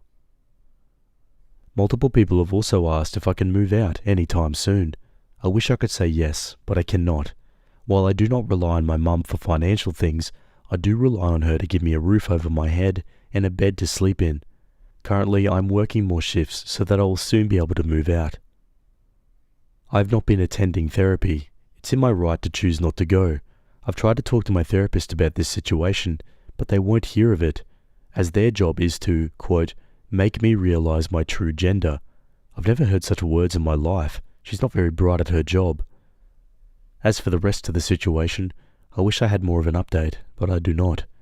I thank everyone from the bottom of my heart for your kind words, thoughts and prayers. You're all such amazing human beings that are very wonderful. My mum still has not accepted the fact that I am what I am. She won't talk to me, but that's okay, I don't mind. I might be a disappointment to her, but I'll always be her child, the one she gave birth to.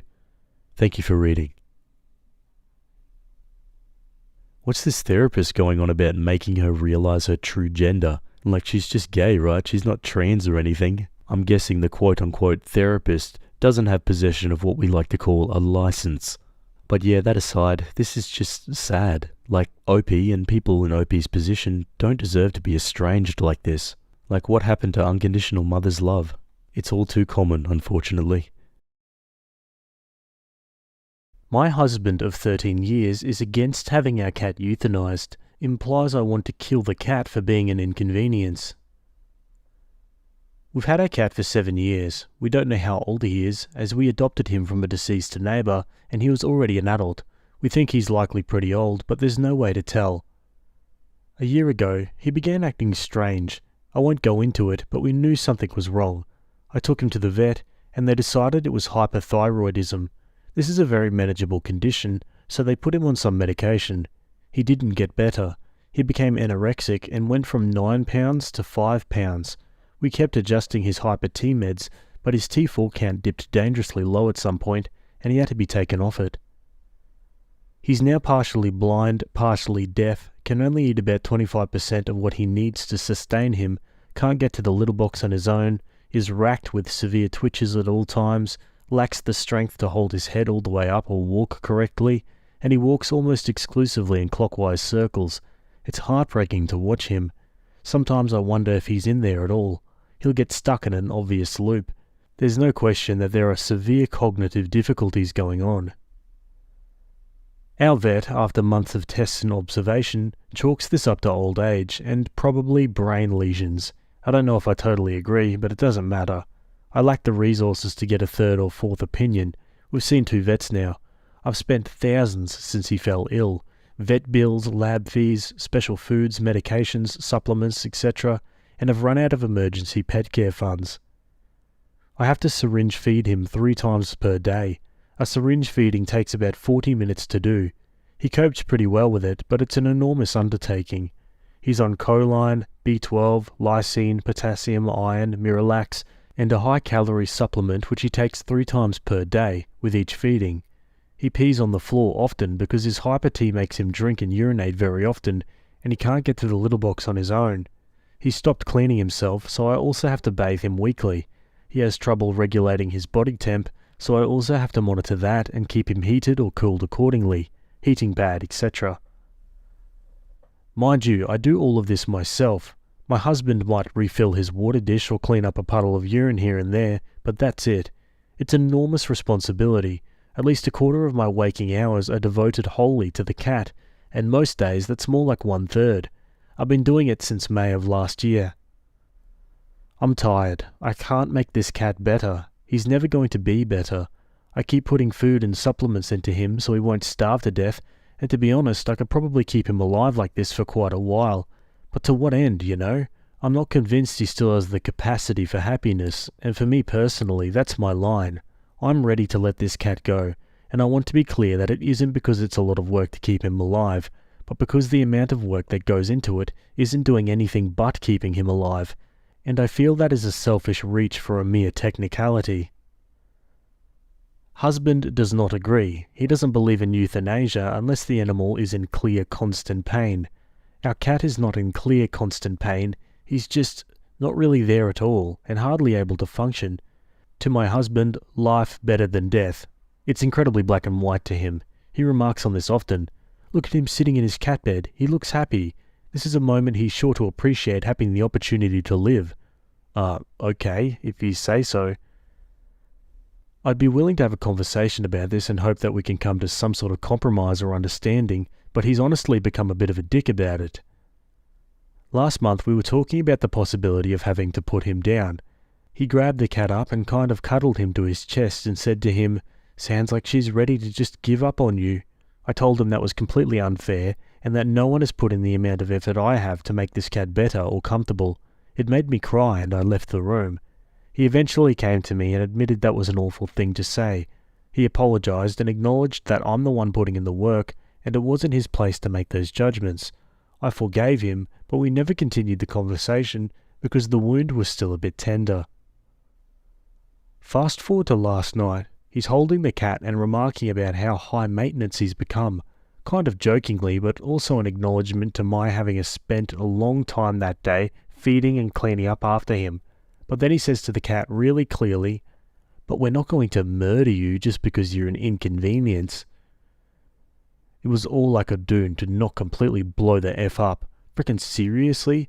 I mean, sure, that's easy to say when you're not the one who has to do it all. And if we're being frank here, if it were up to my husband, this cat would have starved to death months ago, because there is absolutely no way in hell he'd have the discipline to shovel food into this cat's mouth 3 times a day. Not even frickin' remotely possible.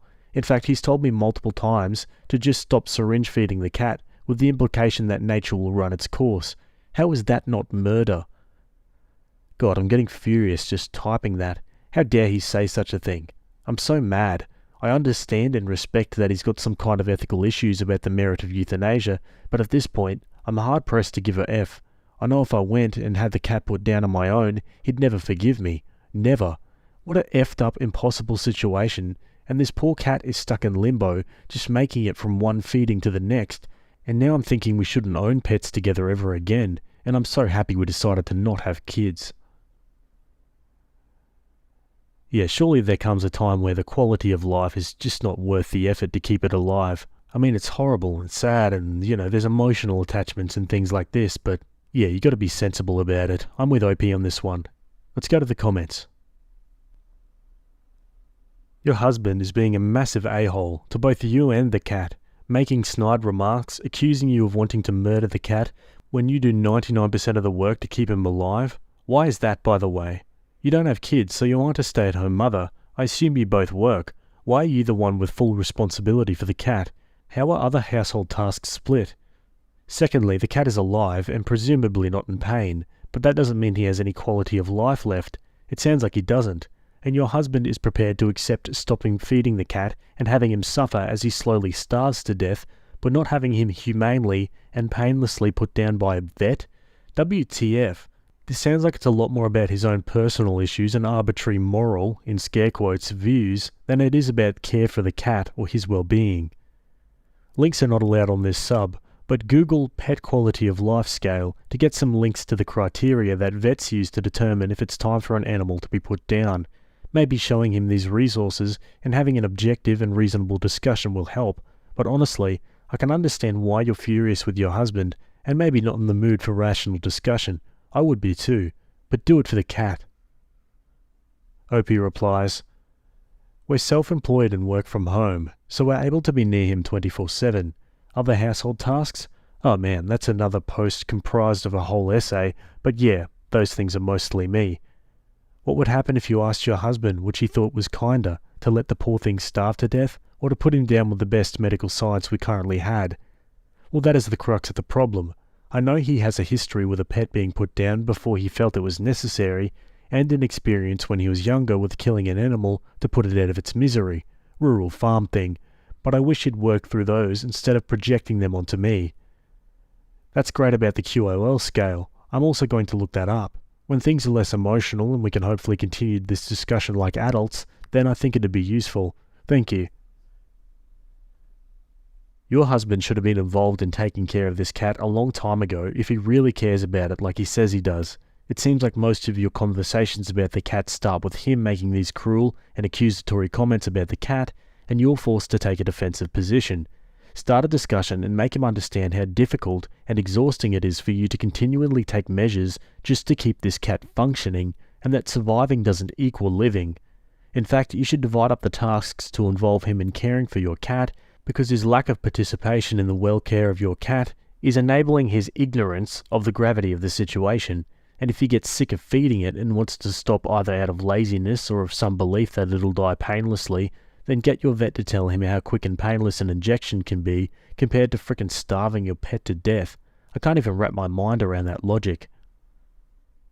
Opie replies, "Him making these cruel and accusatory comments about the cat and you're forced to take a defensive position, well, maybe the hardest part is that I don't actually want my cat to die, and having to sit here and wrap his death into a positive marketing campaign is very hard on me.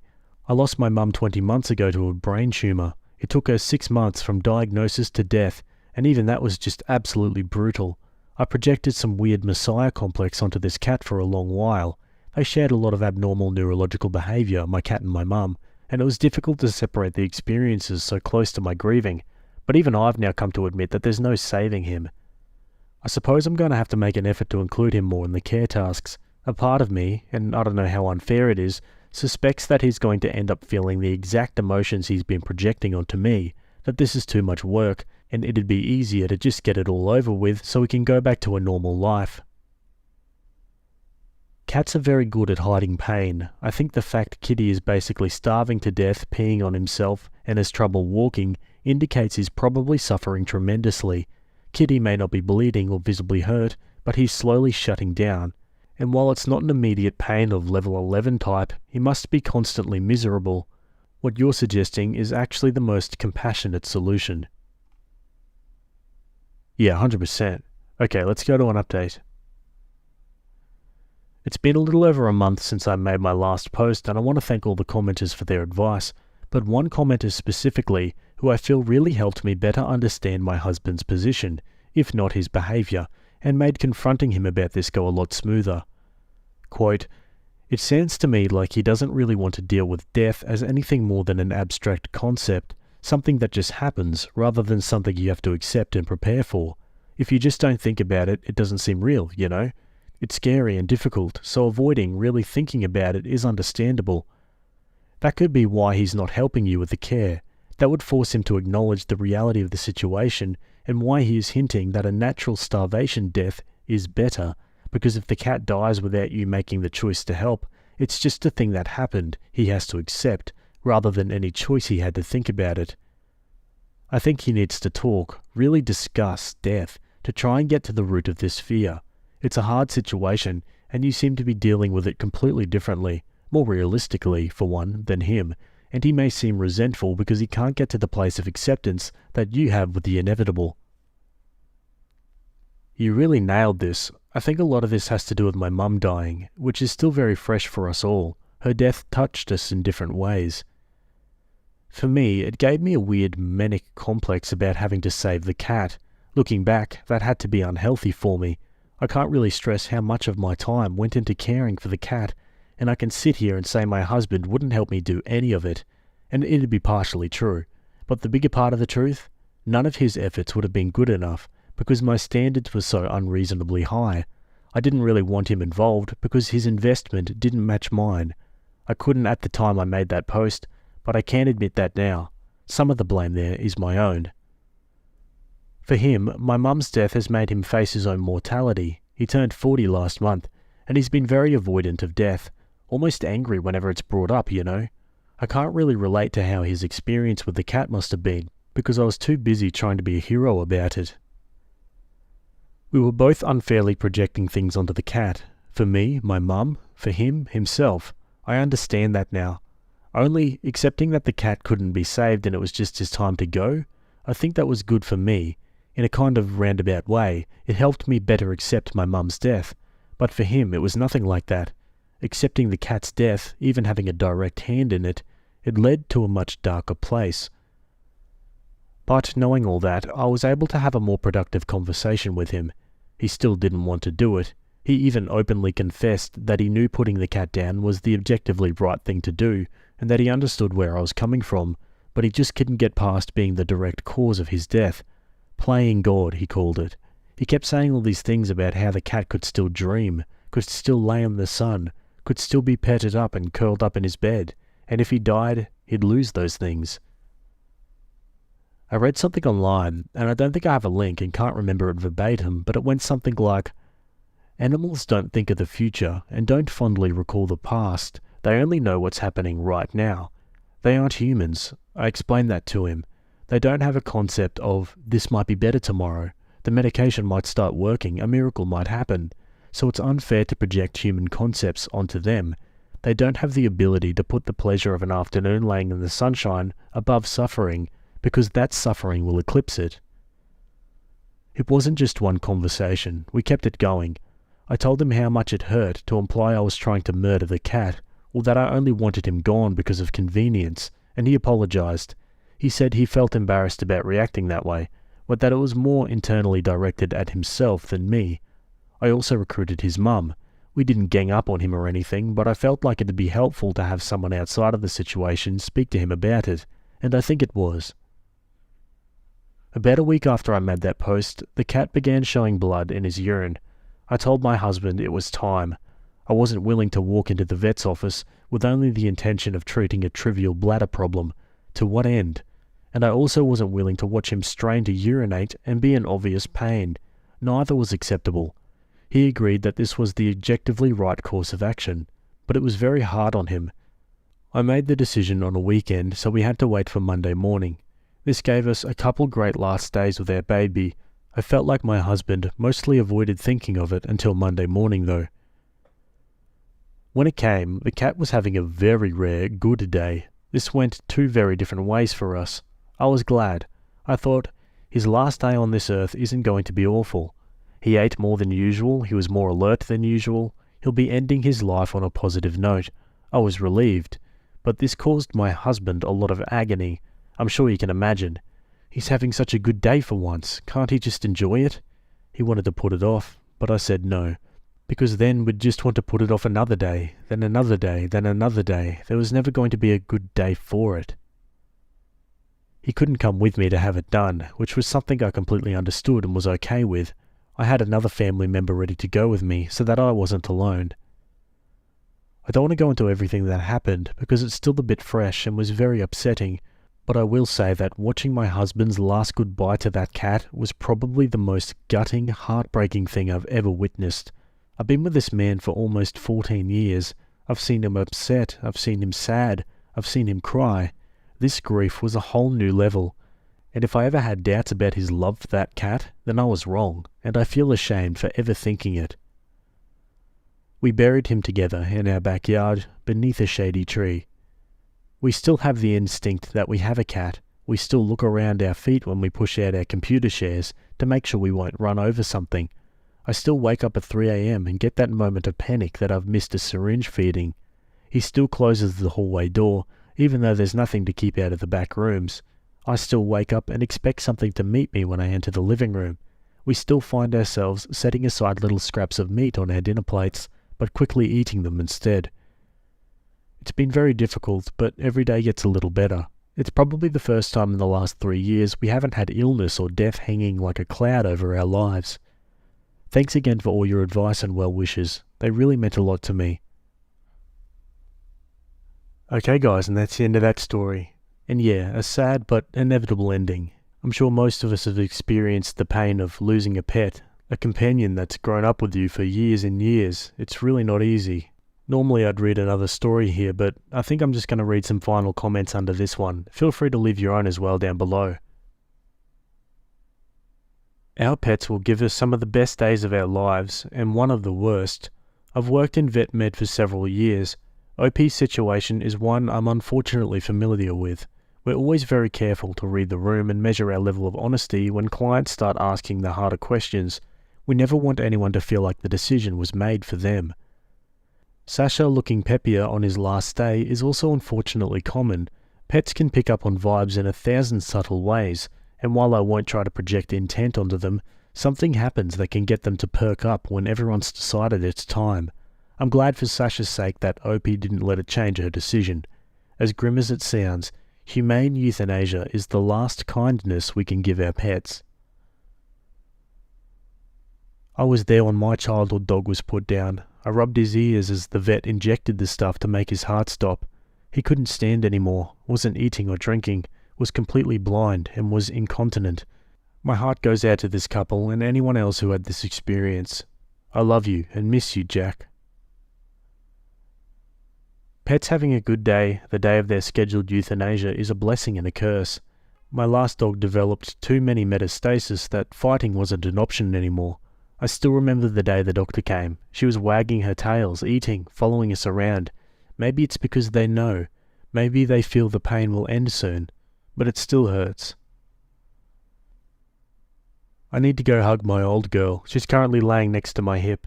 She has a hypothyroid which is medicated, but it's been kinda hard getting the medication levels just right, so we can hold steady. I would go for the radioiodine treatment, but she's 17. It's not likely she'll be with me in a couple years, and I'm scared the stress of the whole ordeal will send her into a spiral at this age. I'll never be ready for that day. It will emotionally destroy me. I've had her since she was a kitten. Oh man, this is really making me feel things. Anyone else? But yeah, I think that first comment before was spot on. I think putting them down humanely like this, and also importantly being with them there at the end, I really think that's the ultimate kindness you can do to, help your pet check out. My husband is in love with his student. I have no frickin' idea what to do. My husband and I, both 35, met in college. We fell in love and got married 8 years back. I gave birth to our daughter in 2020. My husband is a professor at this med school. He's a doctor himself. My friend Sarah also works in the same college, and she's in the same department as my husband. A few months back in December, Sarah took me out for lunch and told me that she suspected something's going on between my husband and this med student, 25 female. She claimed she'd seen both of them give yearning looks to each other. She said that she's known my husband for so long and she'd never seen him talk to any other woman like this, that he'd been so aloof around women all these years, but it's just different with this one girl. In that moment, I had laughed at her face. I remember telling her that she's jumping to conclusions based on those supposed yearning looks. Quote, "That's why I didn't tell you before," she had said.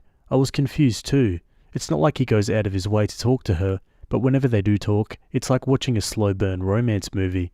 She looks at him like he's Brad Pitt, and he looks at her the way he used to look at you." I remember the exact words because they stung. Internally, I was breaking down. Externally, I just smiled and told her that she's probably overthinking. That night, I casually mentioned this to my husband. I was laughing at the absurdity, and I expected him to join in, and denied the wild possibility that he's in love with the student. But he didn't. Instead, he looked at me, all teary-eyed, and said, "I'm sorry." Quote, "I can't get her out of my mind. I've tried, trust me. I should have told you sooner, but I thought I could save our relationship.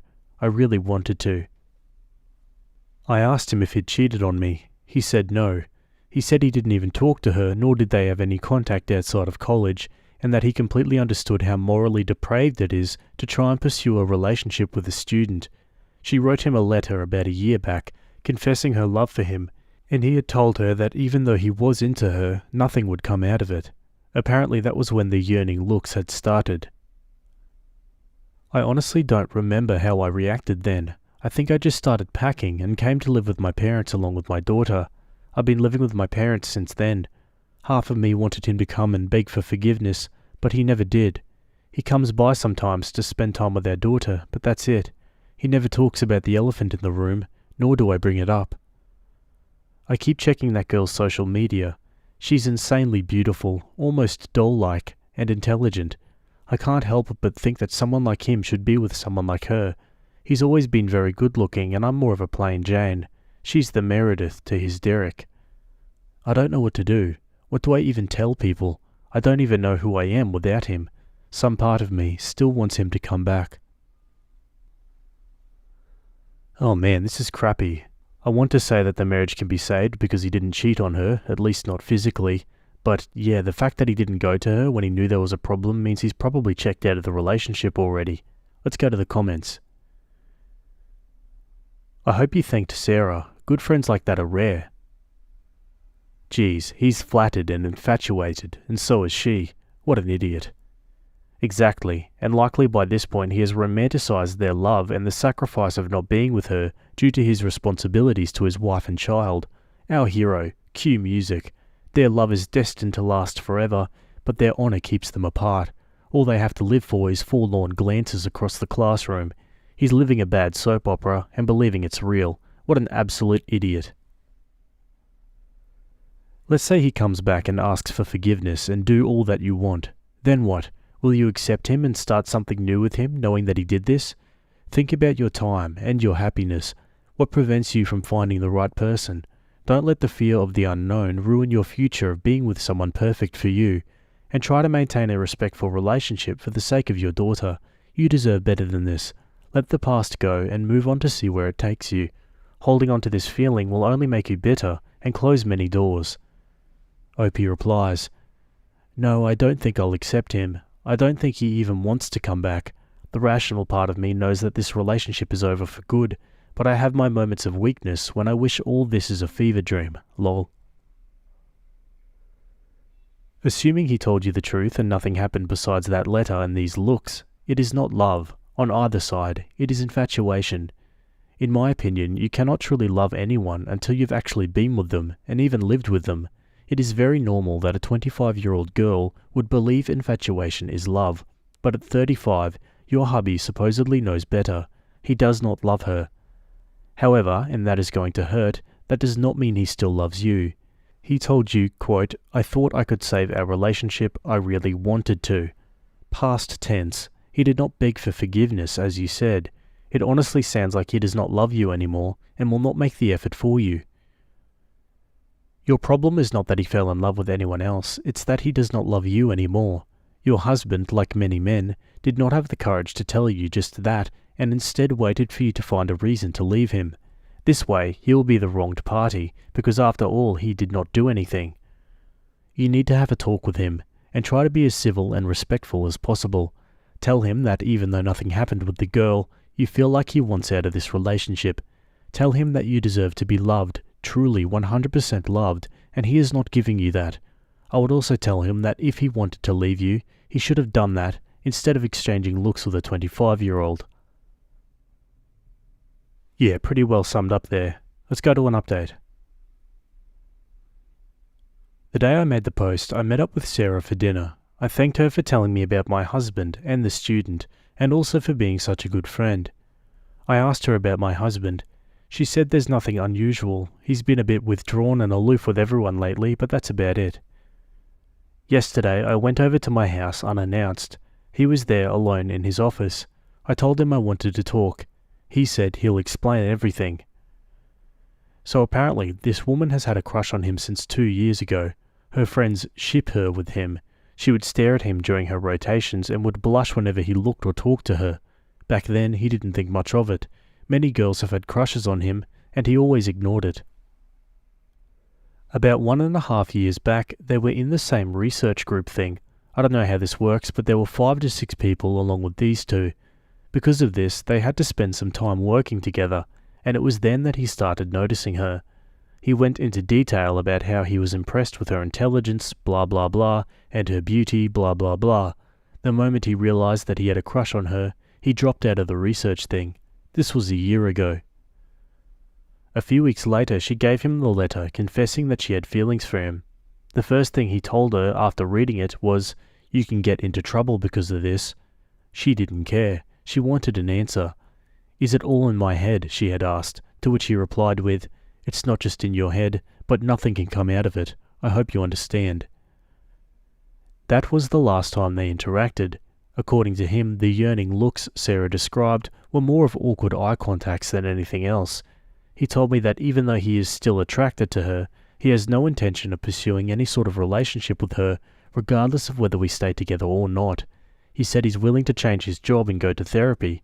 I told him to give me some time to think about it.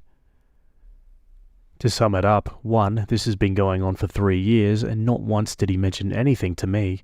2. The student and him spent a considerable amount of time last year working on the research. 3. He told her he liked her back, lol. And 4. He's still very much attracted to her. And that's why I've decided to go ahead with a divorce. I don't think I can trust this man again, and a relationship without trust isn't something I'm interested in. I've told my parents about it. They're not exactly on board, but they're still supportive. I've also contacted my lawyer about the same. It's going to be a long process, I believe. That's it. I believe this is my last update. Yeah, hard decision to make, but ultimately probably the right one. What do you guys think? Let me know down below. Okay, let's read some final comments. What stands out to me is he could have nipped this in the bud. Since nothing could happen then, when she asked if it was all in her head, he could have said yes and he has no interest, then acted completely professionally instead of sending mixed messages. If it would bother him to lie to her as well, he has been lying to you by omission for years by not mentioning this. He let this carry on, and now you know. Suddenly he can change his job and get therapy, but it seems like too little too late. I would also have trouble letting this go. Since again, the longing has been going on for years. Even if it wasn't acted on, the feelings were indulged more than they should have been, and he's only thinking of solutions to the problem he has now, rather than being proactive. I understand why this is an issue for you. Life is too short to spend it in agony. The thing that makes me say this is unacceptable was the reaction when you told him. If he really wasn't trying to implode his marriage for that girl when his wife asked about it, that should have been his wake-up call. Instead, he took the opportunity to introduce the idea of this woman as a love interest. What man would do that to a woman he really wants to stay with? I feel like he took that chance to start the process of making wife leave. I think he's doing all the right things to stay innocent, but he's hoping the wife just divorces so he can be with his girl. 3 years is a very long time to have a crush. The fact that he never tried to remove himself before now speaks volumes. He would have told you about the letter if he was loyal. I don't think you're wrong. I think most people don't know what loyalty looks like. Yeah, and an interesting sentiment to end on. Most people don't know what loyalty looks like. I mean, I can't help but tend to agree. I feel like you'd be pretty hard-pressed these days to find someone who doesn't have trust issues based on, maybe a traumatic relationship in the past. Anyway, I'd love to hear your thoughts about that. Let me know in the comments. Okay, on to another story. Okay, this one's also from Relationships. It was written by user Otherwise Baby, and it's titled, My husband and best friend had an affair last year. My husband, male 39, and I, female 37, have been married for 7 years. We have a 5-year-old son. He also has a 9-year-old son from his previous marriage. My best friend, female 36, confessed to me that she and my husband had an affair last year that ended around Christmas time, my 2023. I had noticed some distance there on her part, but she always seemed to have what sounded like valid reasons. I definitely felt like something was different with her, but I never assumed it was anything like this. We still talked and saw each other during the entire time that they were doing whatever they were doing together, and since it all ended in December. She told me now because she has confessed to her husband and she wanted me to hear it from her instead of him. She's filing for a legal separation from her husband, and in their long talk about their marriage and why this was happening, she confessed to the affair she had with my husband. During those conversations, I guess I made the mistake of telling her about the romantic things my husband still does for me and about how good he is in bed. And that's the truth. I thought our relationship was great. I was, and frankly still am, in love with him. I never had any sense that he wasn't attracted to me, or was interested in other people, and was cheating. She said it started in October 2023, and it was just sex. I know she'd been very dissatisfied with her own marriage and sex life with her husband, because she had talked to me about it several times. At one point she was even considering divorcing her husband. She would always say she loves her husband, and he was a good man, but their relationship lacked any sense of romance, and he didn't satisfy her sexually. She said she found herself flirting with him at a children's Halloween party in October. She felt very attracted to him, and admitted she was jealous of what I had, but never thought of pursuing him. Then, after the party, she decided to text my husband to ask for advice about her husband and their marriage. We're all friends and we get along, and normally I'd never feel weird about her texting my husband for a man's perspective on anything. However, in this case, I believe it was just her excuse to start texting him and talking about how dissatisfied she was. She said the text progressively got more and more inappropriate until they were sexting each other.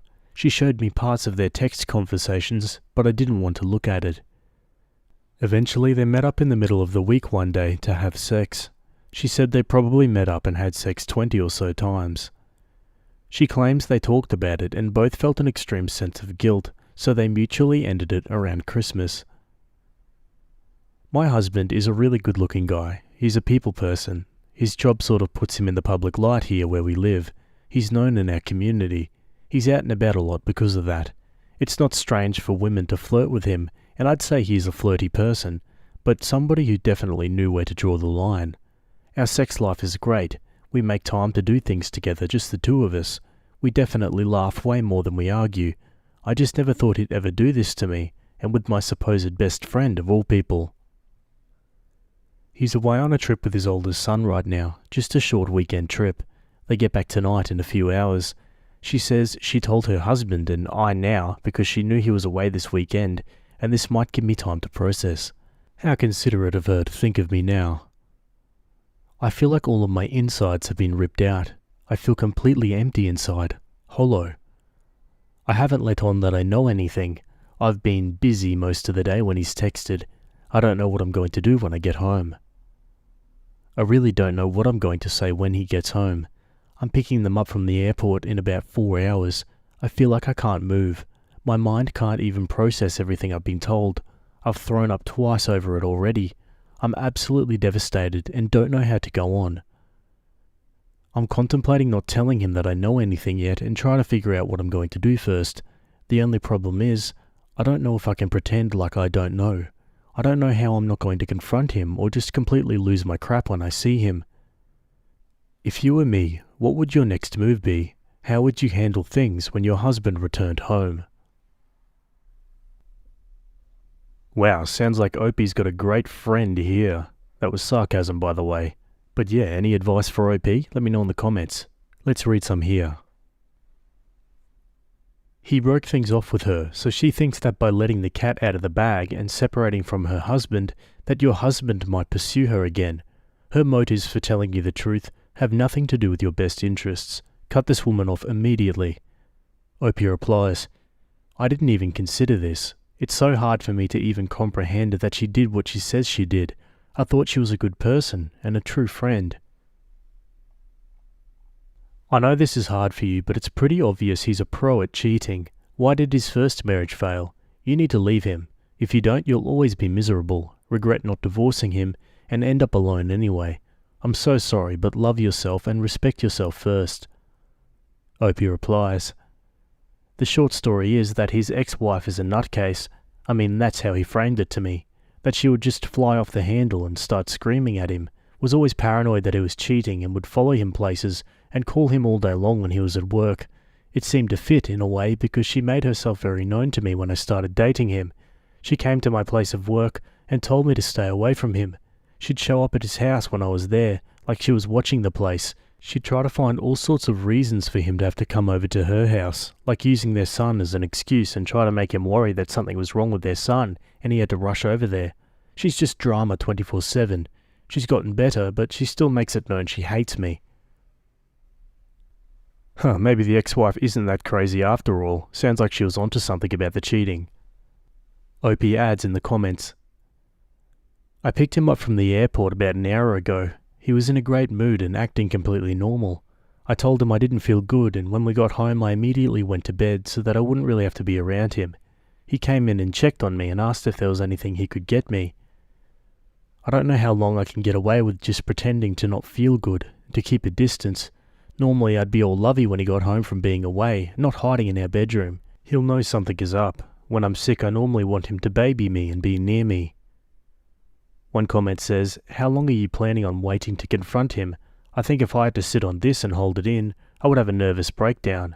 Don't jeopardize your health and sanity for him. And Opie says, I don't think I can keep it to myself very long, but I don't think I have the mental strength to confront him tonight.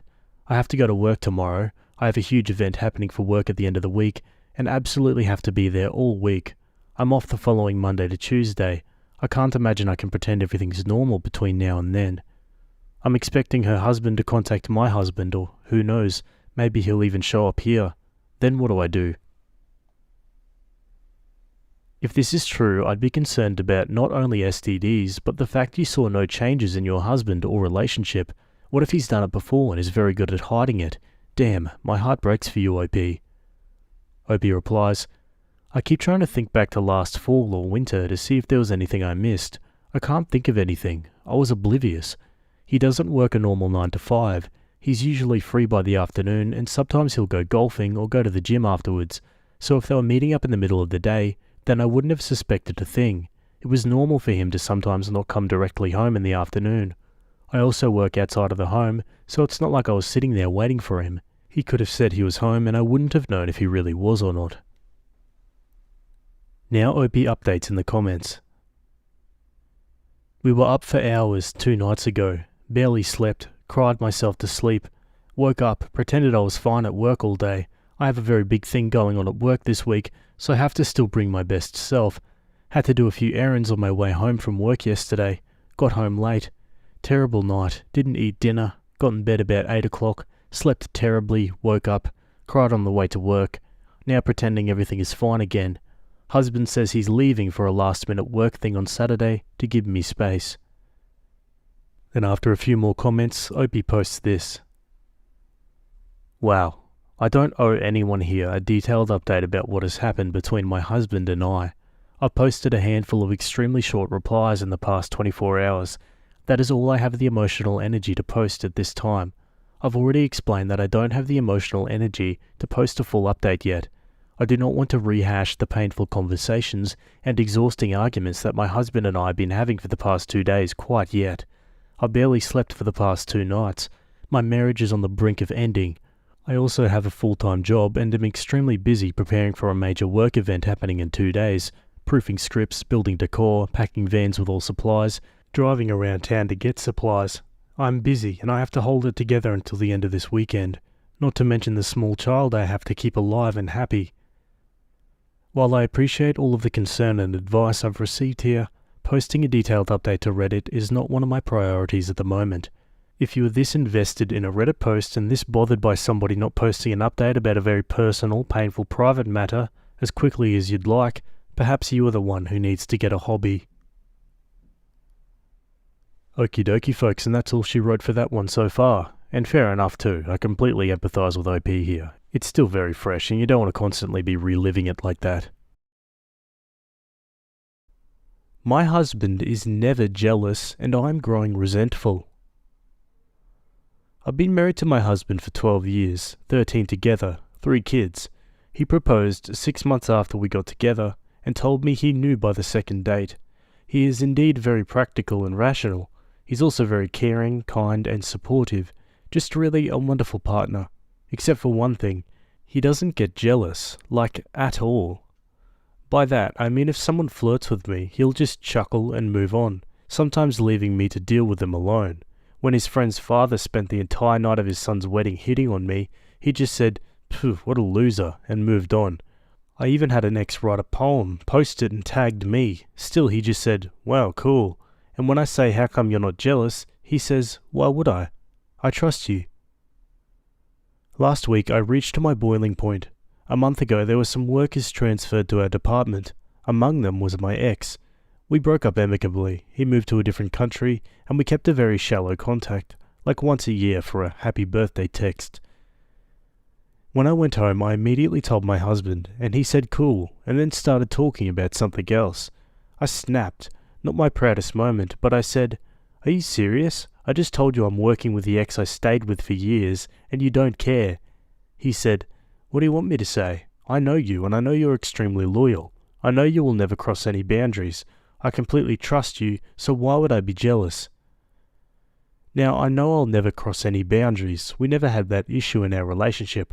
I'm crazy about my husband. He is the one and only. I've spent my life showing him how much I love him, because I really do.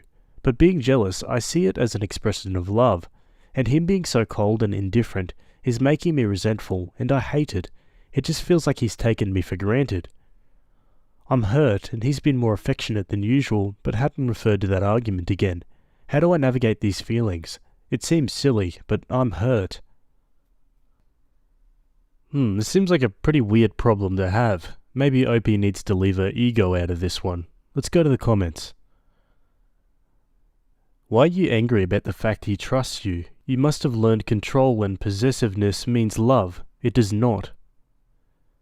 This is a you problem, not a him problem. It seems that jealousy is your love language, and that's not healthy. It's a good thing for your partner to trust you so much that he doesn't get jealous. You should be thankful, not resentful, and I'd seek out some therapy if I were you because you're essentially punishing him for trusting you and respecting you. OP, can you go back and reread this and pretend like someone else wrote it and it's about a total stranger? Because if you do that, I think you might see just how poorly a picture of yourself you're painting. I'm being tough to be kind here. This is an unhealthy way to think. You've got a great marriage and a man who loves and trusts you completely.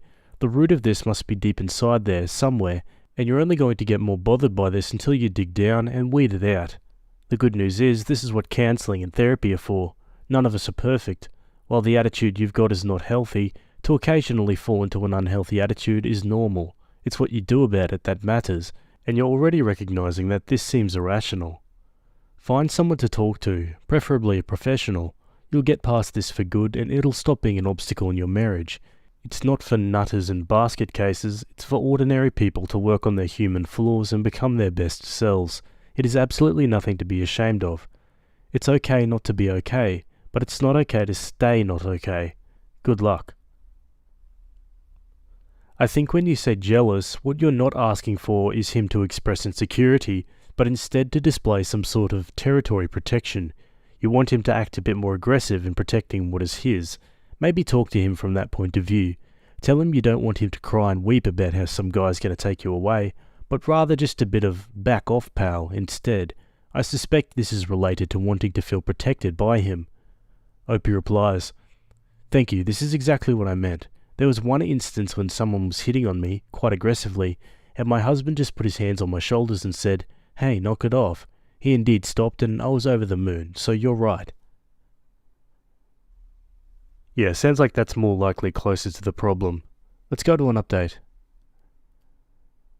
Hello again. So I got a lot of messages, advice, and yes, insults. It's okay, I see why. By the way, I just had a baby, and someone told me this is important. It might have added to my insecurities. I followed your advice and talked to my husband. I started by apologizing to him, and he said it's okay. I just want to understand where this is coming from. So I explained. By jealous, I didn't mean him getting controlling or violent, or even throwing a fit. I understand I expressed myself poorly. I meant I wanted him to show he cares enough to have a back-off attitude when somebody hits on me in front of him, or just ask how it is at work. Him not caring, I took it as him taking me for granted, and not loving me or finding me attractive. He was shocked. He laughed and said, "How did you jump from me trusting you to me not loving you, lol?" He then explained his side. He said a lot, but here's the gist. I don't get jealous because I feel it's disrespectful to you. I don't say anything either because I keep thinking you don't need my protection, but I see your point, and that I will change. But I'm not jealous because the notion of you betraying me is just foreign. I know you, and I know how much you love me, and believe me, that's something I will not take for granted. There were many instances that cemented my trust in you.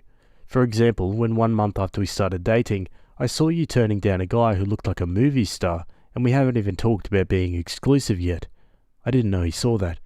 When you stood by my side when I lost my dad, when you sold your dear car because I needed an urgent surgery, anytime you initiate sex, I'm singing inside. The sweet notes I find randomly in my bag, etc. The point is, I feel secure and comfortable. Do you have any idea how rare that is? I work with a lot of guys. I hear horror stories. While there is me, who can't wait to finish to go running back home to be with you. I told him about how he feels when I sometimes get jealous. He just laughed. He said, "I always find it cute that you think I can see and be with someone else. I'm all yours, body, soul, and heart." He then said, "I had an ex who kept on flirting with guys and then eventually cheated. It was nerve-wracking. I was on edge, anxious, worried.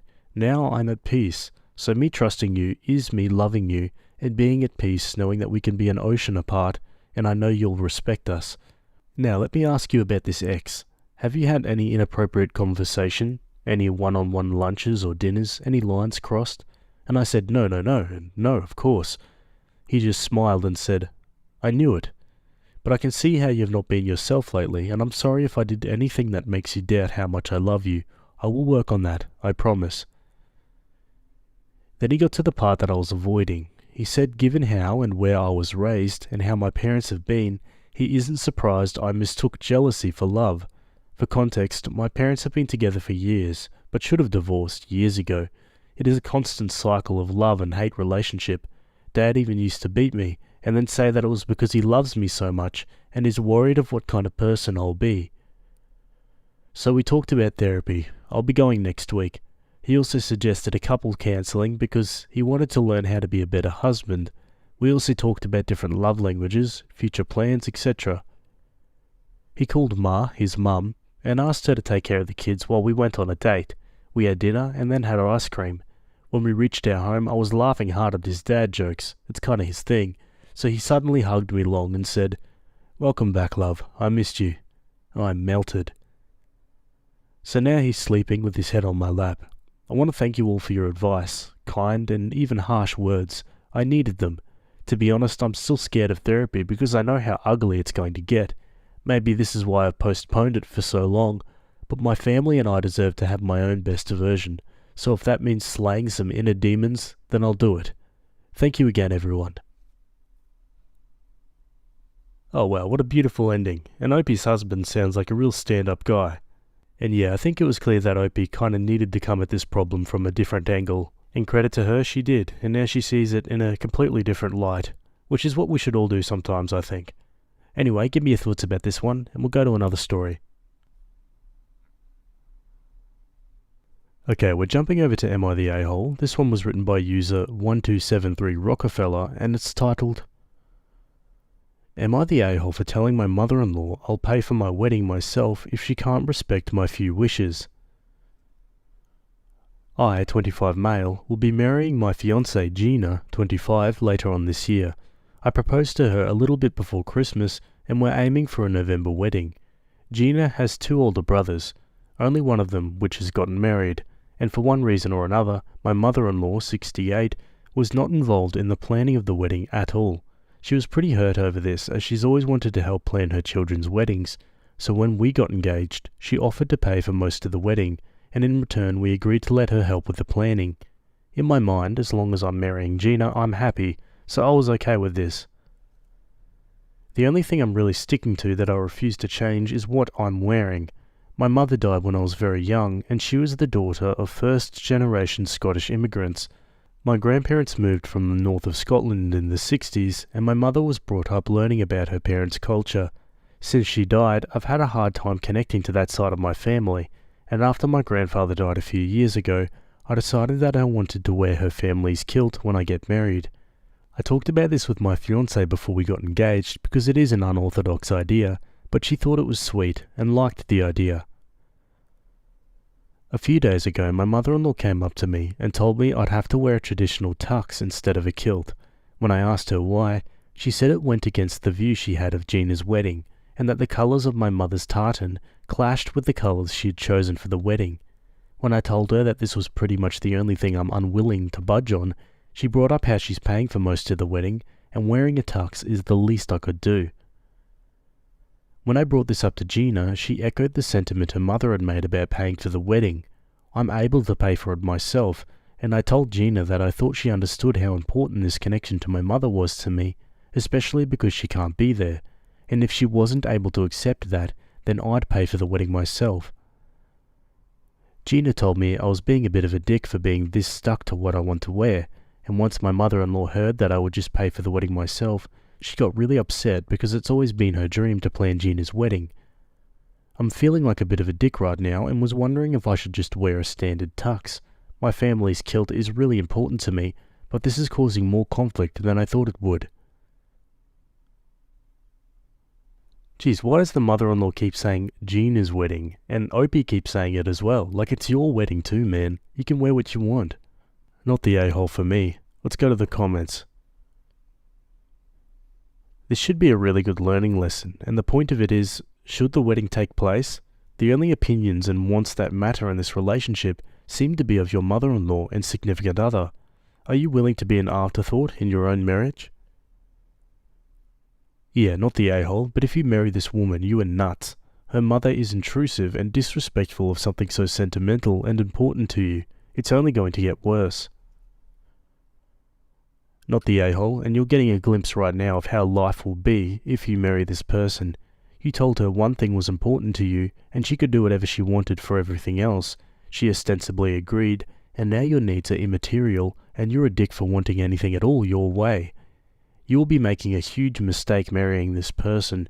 Your mother-in-law will stomp all over your boundaries, and more importantly, your wife doesn't give a crap about how you feel, and will happily join her mum in stomping on them, and then go Darvo on you and make it like she's the victim and you're being an a-hole to have any wants or needs at all.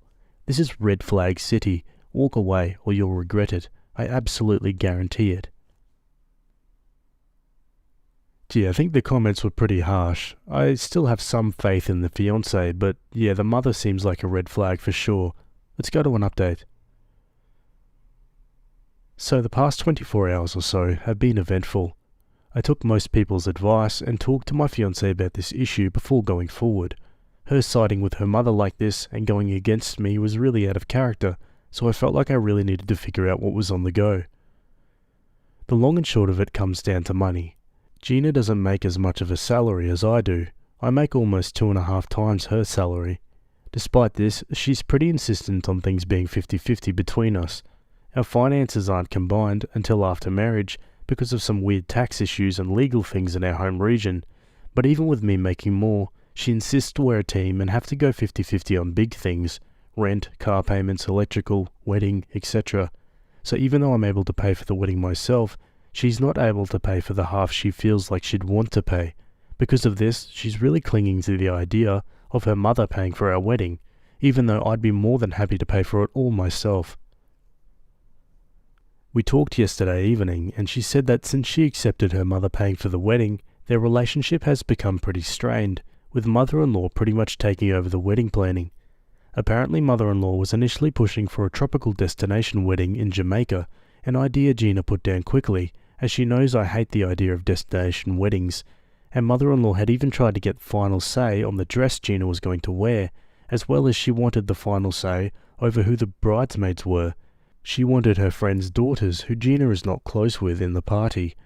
I've had a pretty good relationship with mother-in-law so far, so I found it kind of odd how she went total mumzilla, but I've noticed her and Gina drifting apart a bit, although I never thought it was related. A few people thought that Gina actually hated the idea of the kilt and had mother-in-law acting as the bad guy to try and change my mind, and you're not completely wrong. She doesn't hate the idea, but really doesn't like that the other male members of the bridal party will be wearing tuxes, while myself and my cousin will be wearing kilts. She wanted consistency across the board and had expressed this to her mother. Mother-in-law took this as the opportunity to get me to wear a tux instead of getting the groomsmen to wear kilts, and had the wedding colours changed, without Gina's knowledge, to contrast with my family's tartan. When I talked to Gina yesterday, she said that she'd just gotten out of a massive fight with her mother over changing the colours, and really wasn't in the mood to start another argument with her. She acknowledged she was in the wrong for siding with her mum, and seemed genuinely sorry.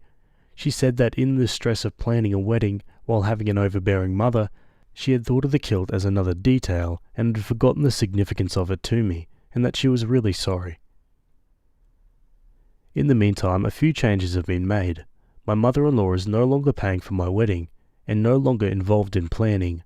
I'm going to pay half, as Gina never wanted me to pay more than half by myself for something that's for both of us, and my father-in-law is covering the parts that Gina is going to have some trouble covering. Mother-in-law is unaware of this. Father-in-law and mother-in-law are still together, however he's not telling her he's helping pay. We're still getting married in November. Wedding colours have been changed back to match my kilt, and we've decided to rent kilts in our regional tartan for the rest of the groomsmen so that they match the aesthetic. Thankfully, no deposits were put down on things like tux rentals, bridesmaid dresses or decorations, so no money lost. I know a lot of people told me to seriously reconsider marrying Gina, and going into our talk last night, I really was, but I'm happy with how things turned out, since this really was an anomaly in her behaviour, and I really am excited to marry her. Alrighty, and that's the end of that one. Yeah, I mean, the Reddit comments are always going to jump to extremes, but there were definitely danger signs there. Not saying that there wasn't, but yeah, I think a slight overreaction to say just to split up with her completely. Good to hear that they kind of sorted things out and that, they're still getting married on their terms. Anyway, give me your thoughts about that one, and we'll go to another story. Okay, we're staying on the same subreddit. This one was written by user Otherwise Salt, and it's titled, Am I the a-hole for refusing a threesome with my girlfriend's best friend?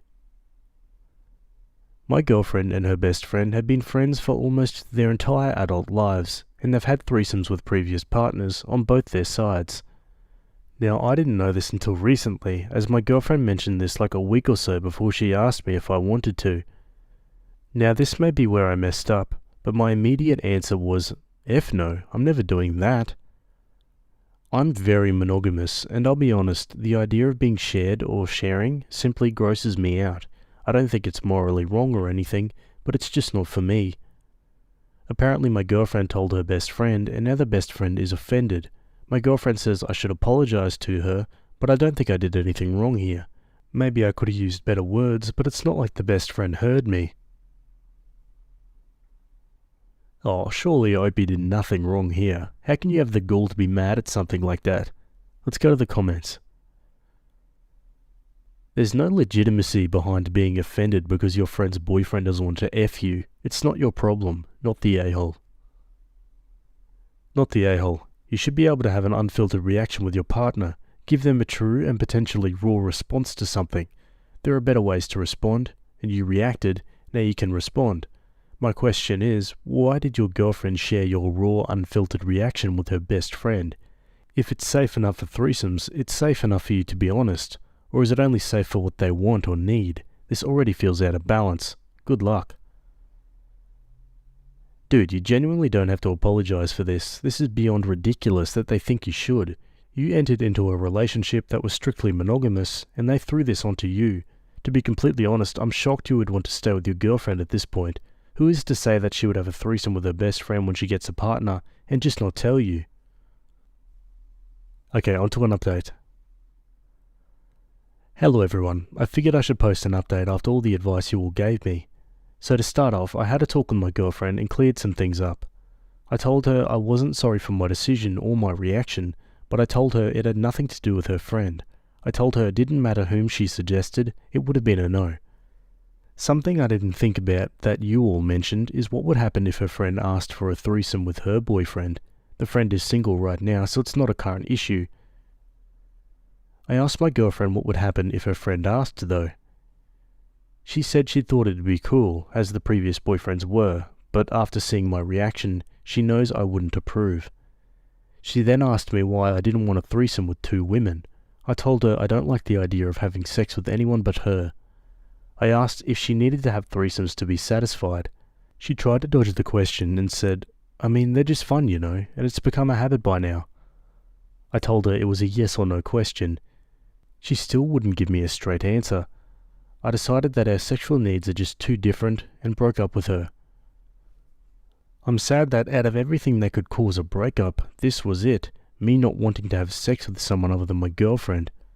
Also, to answer some of the comments, no, the friend wasn't ugly. Yeah, that certainly is a weird way to break up. I feel like most men would probably be happy to do something like that, which is probably why they're so shocked at your reaction. My fiance told her friend group that I'm not the greatest at sex, but she is with me for the complete package. Am I wrong for calling off the engagement? I, 27 male, have been engaged to my fiancée Amy, 26, for a year, and was in a relationship with her for 5 years. We were due to be married this August. Now I'm also friends with Kylie, 26. We've been friends for a very long time, pretty much since we were babies, and we're almost like siblings at this point, because her mother and my mother were best friends since they were in high school. Anyways, Kylie is part of the same tight-knit friend group as Amy. I always try to ask Kylie what Amy tells about me, because I know women like to discuss their boyfriends with their friend group. Kylie is usually tight-lipped, but if she does say anything, she always says how Amy loves me a lot and how Amy is so excited about marriage. Last month I hung out with Kylie and her boyfriend at their house. Amy and I usually hang out with them for dinners, but Amy had gone out of town for a couple of days. Anyways, we all got pretty drunk and laughing a lot, and I was begging Kylie to tell me one bad thing Amy has told about me to her friends. After a lot of pleading, Kylie finally said the one thing Amy had joked about was how she had better sex before, and I was not the greatest at sex, but that she was with me for the complete package because she doesn't care about sex too much. I was drunk then, so I just laughed it off, but I felt somewhat stung. The next day, when I got sober, I felt extremely stung. I thought about it a lot, and when Amy came back from her vacation, I asked her about it casually. She initially denied it, and said we always have amazing sex and she's always satisfied. I told her it really wouldn't hurt me if she told me the truth, and marriage was built on honesty, so I asked her again a couple of times. Amy finally admitted that she did in fact say that I was not the best at sex to her friend group, but she was just joking about it because I had so many other great qualities she wanted to highlight. I laughed it off initially, but that stung me even more. I couldn't hide my mood the next couple of days. I felt sad and felt like crap. Amy apologized a lot and said she did not mean what she said. A couple of days later, I told Amy I could no longer be with her, and what she told her friend group hurt me too much. I informed everyone over the next week that I was calling off the wedding. Amy was distraught and tried to convince me multiple times and apologized a lot, but I was too mentally downtrodden. Am I the a-hole?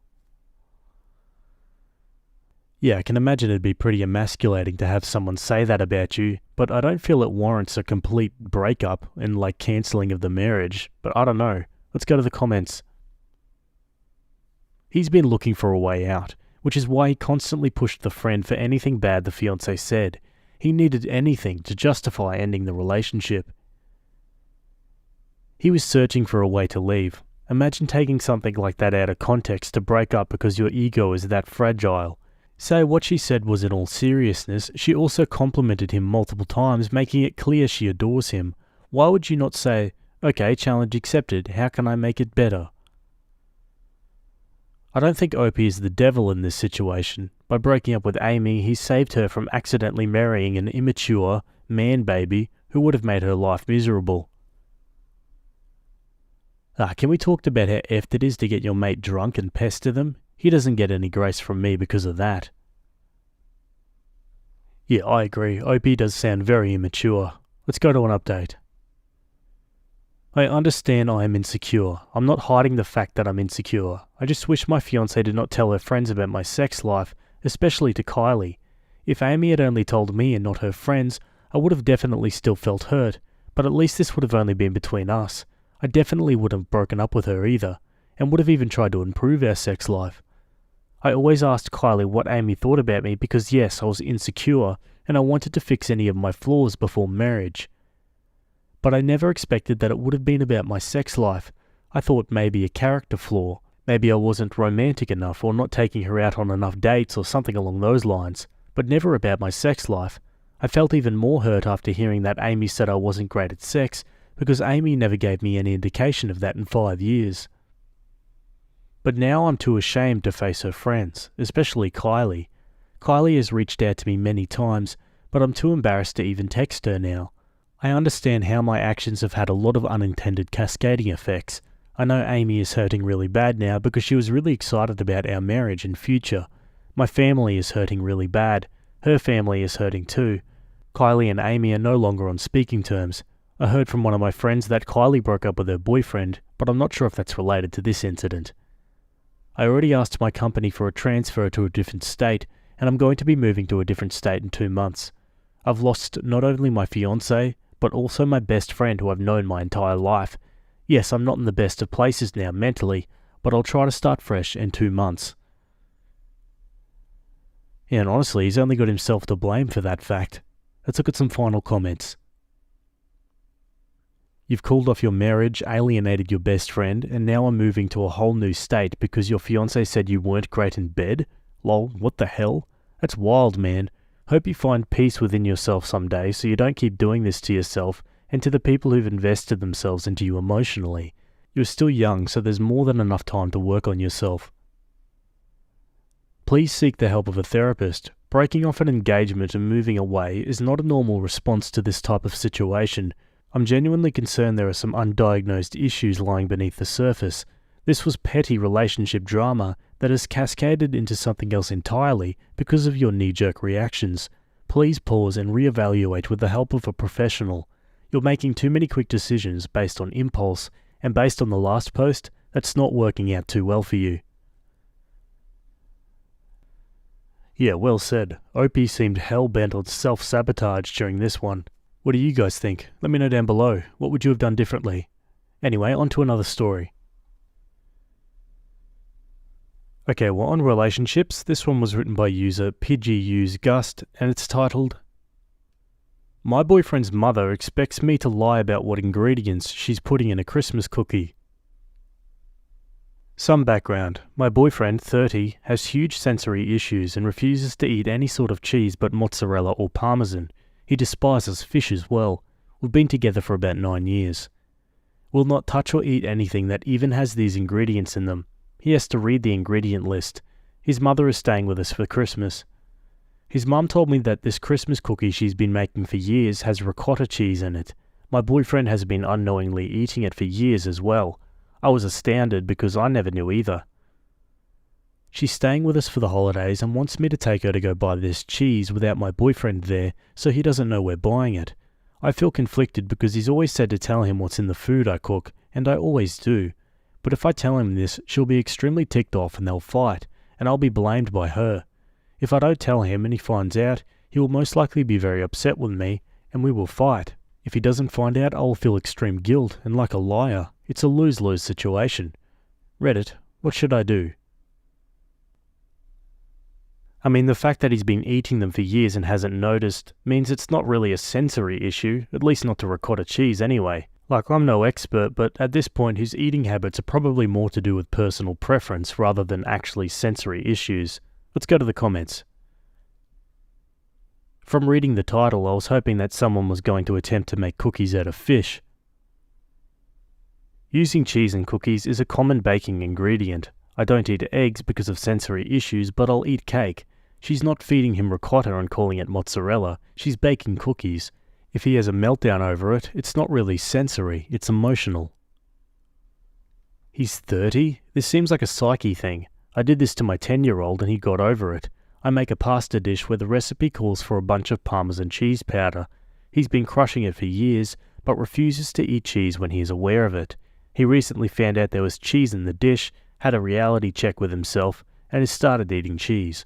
Although this is Parmesan which your guy eats, the principle holds water. I can't believe a Reddit post had to be made about whether or not a 30-year-old man should be told the cookies that he's always loved has an ingredient that he thinks he hates. Don't say a word unless he specifically turns to you and says, "I think this cookie has ricotta cheese in it." Then you can say, "Why yes honey, so it does."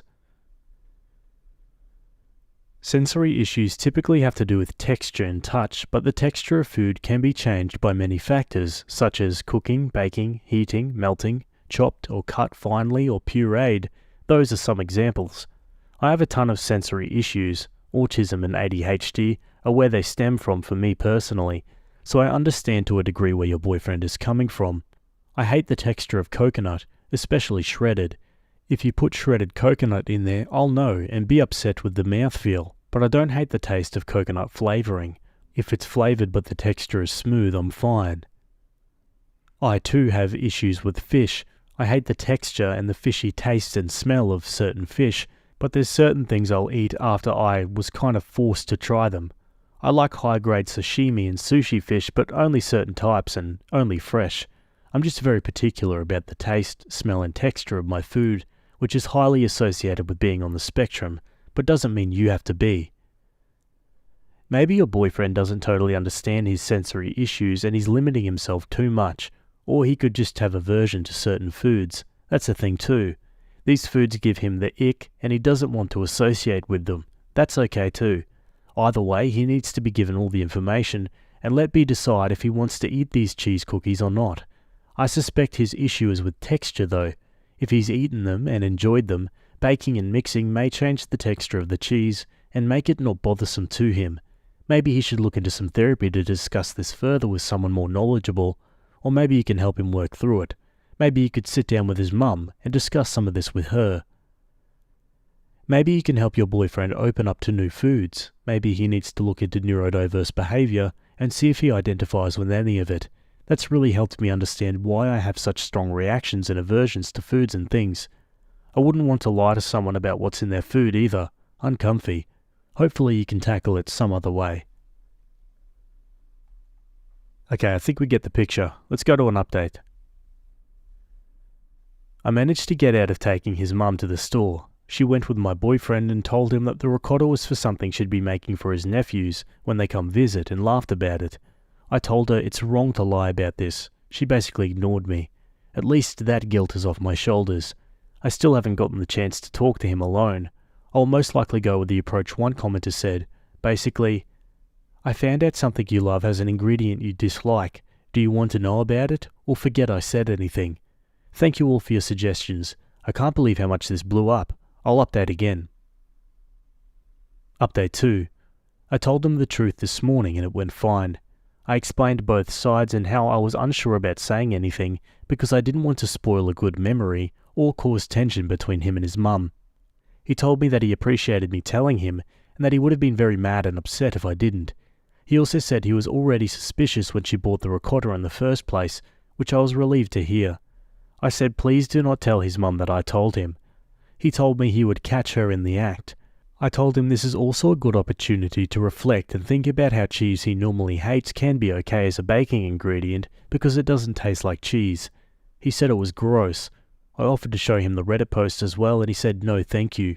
He didn't want to think about ricotta cheese anymore because he felt like he was going to throw up.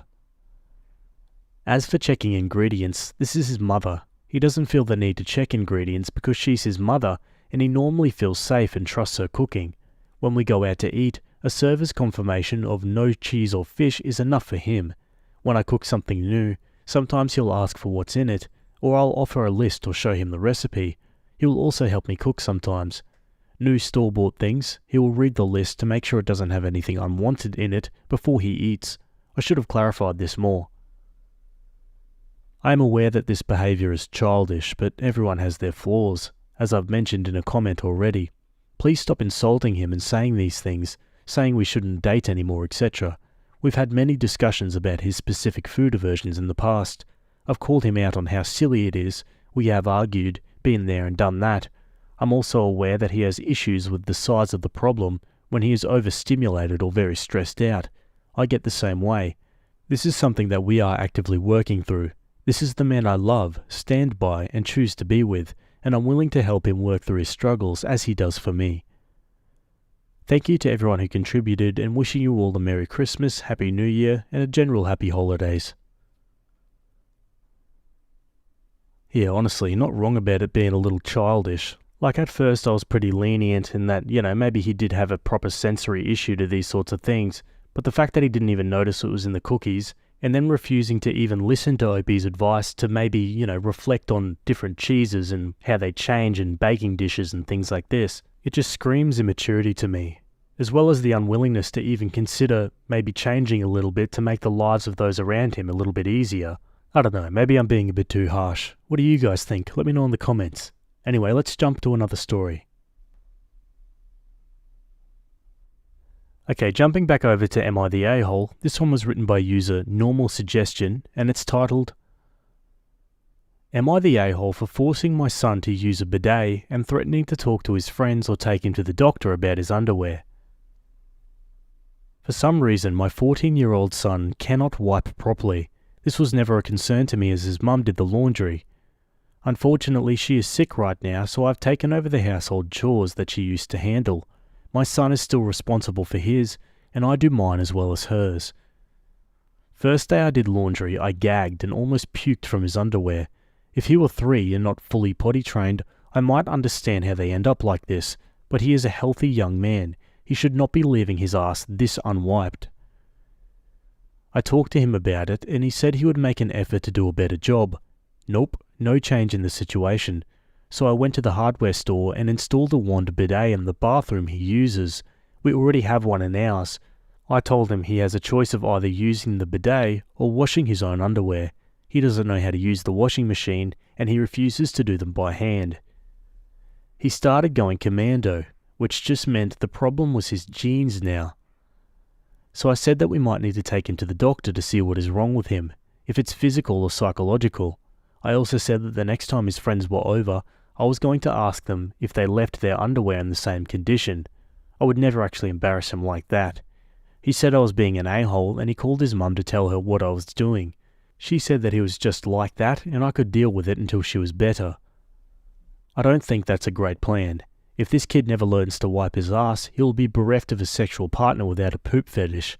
I'm not kink-shaming him if that's his thing. He started using the bidet, but he says that it's gross and weird. I said it was grosser and weirder for a 14-year-old to crap his pants every day. We're both stressed about his mum, but this situation isn't because of her. I asked her. Geez, that's disgusting. I don't know why this isn't a bigger problem in the mother's eyes. I mean, this kid's 14 for God's sake. He's got to learn ASAP. Let's go to some comments.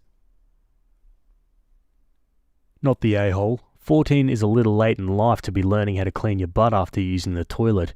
Your wife is doing him no favours by allowing and coddling this behaviour. Opie says, that's what I think too. Straight up, this is a biohazard and it's unacceptable. I would frame it that way, to both your wife and your son. Like literally, there can be health complications from this. You're at higher risk for UTIs and can spread bacteria. Even after she gets better, I would continue to do laundry to make sure she's just not letting it go. I would have whatever conversation you need to have to let her know that this is a hill to die on for you, that you're concerned as a parent, and that you and your son need her support on this to do what is best for him. Also, by the way, studies have shown the washing machine does not wash away all fecal matter. So gross. I would be having a conversation with my wife about why this has been allowed to continue and what makes her think it's okay that his underwear consistently looks like this. It is literally your job as parents to teach your children how to properly care for themselves and basic hygiene. You can talk about how your friends and girls, or boys, will be grossed out, sure, but I think we're beyond that. At this point he's contaminating your damn furniture and putting his own health at risk. Tell your son straight, this is not like cleaning your room or taking out the trash. This is not a chore. This is a non-negotiable must-do for your health, and that you're sorry you and his mum were not on top of this sooner. Admit that it was an error on your part, that it even got to this point, because it was, but it cannot continue. I'm a mandated reporter, and if I was made aware something like this was happening, I would be calling to arrange a wellness check and some education for this family. Refusing to clean up or regressing in terms of hygiene can be an indicator of sexual abuse. When discussing this with him, ask him if there is a reason he's having so much trouble with this. Is anyone making him feel uncomfortable? Is anyone approaching him or touching him who shouldn't be?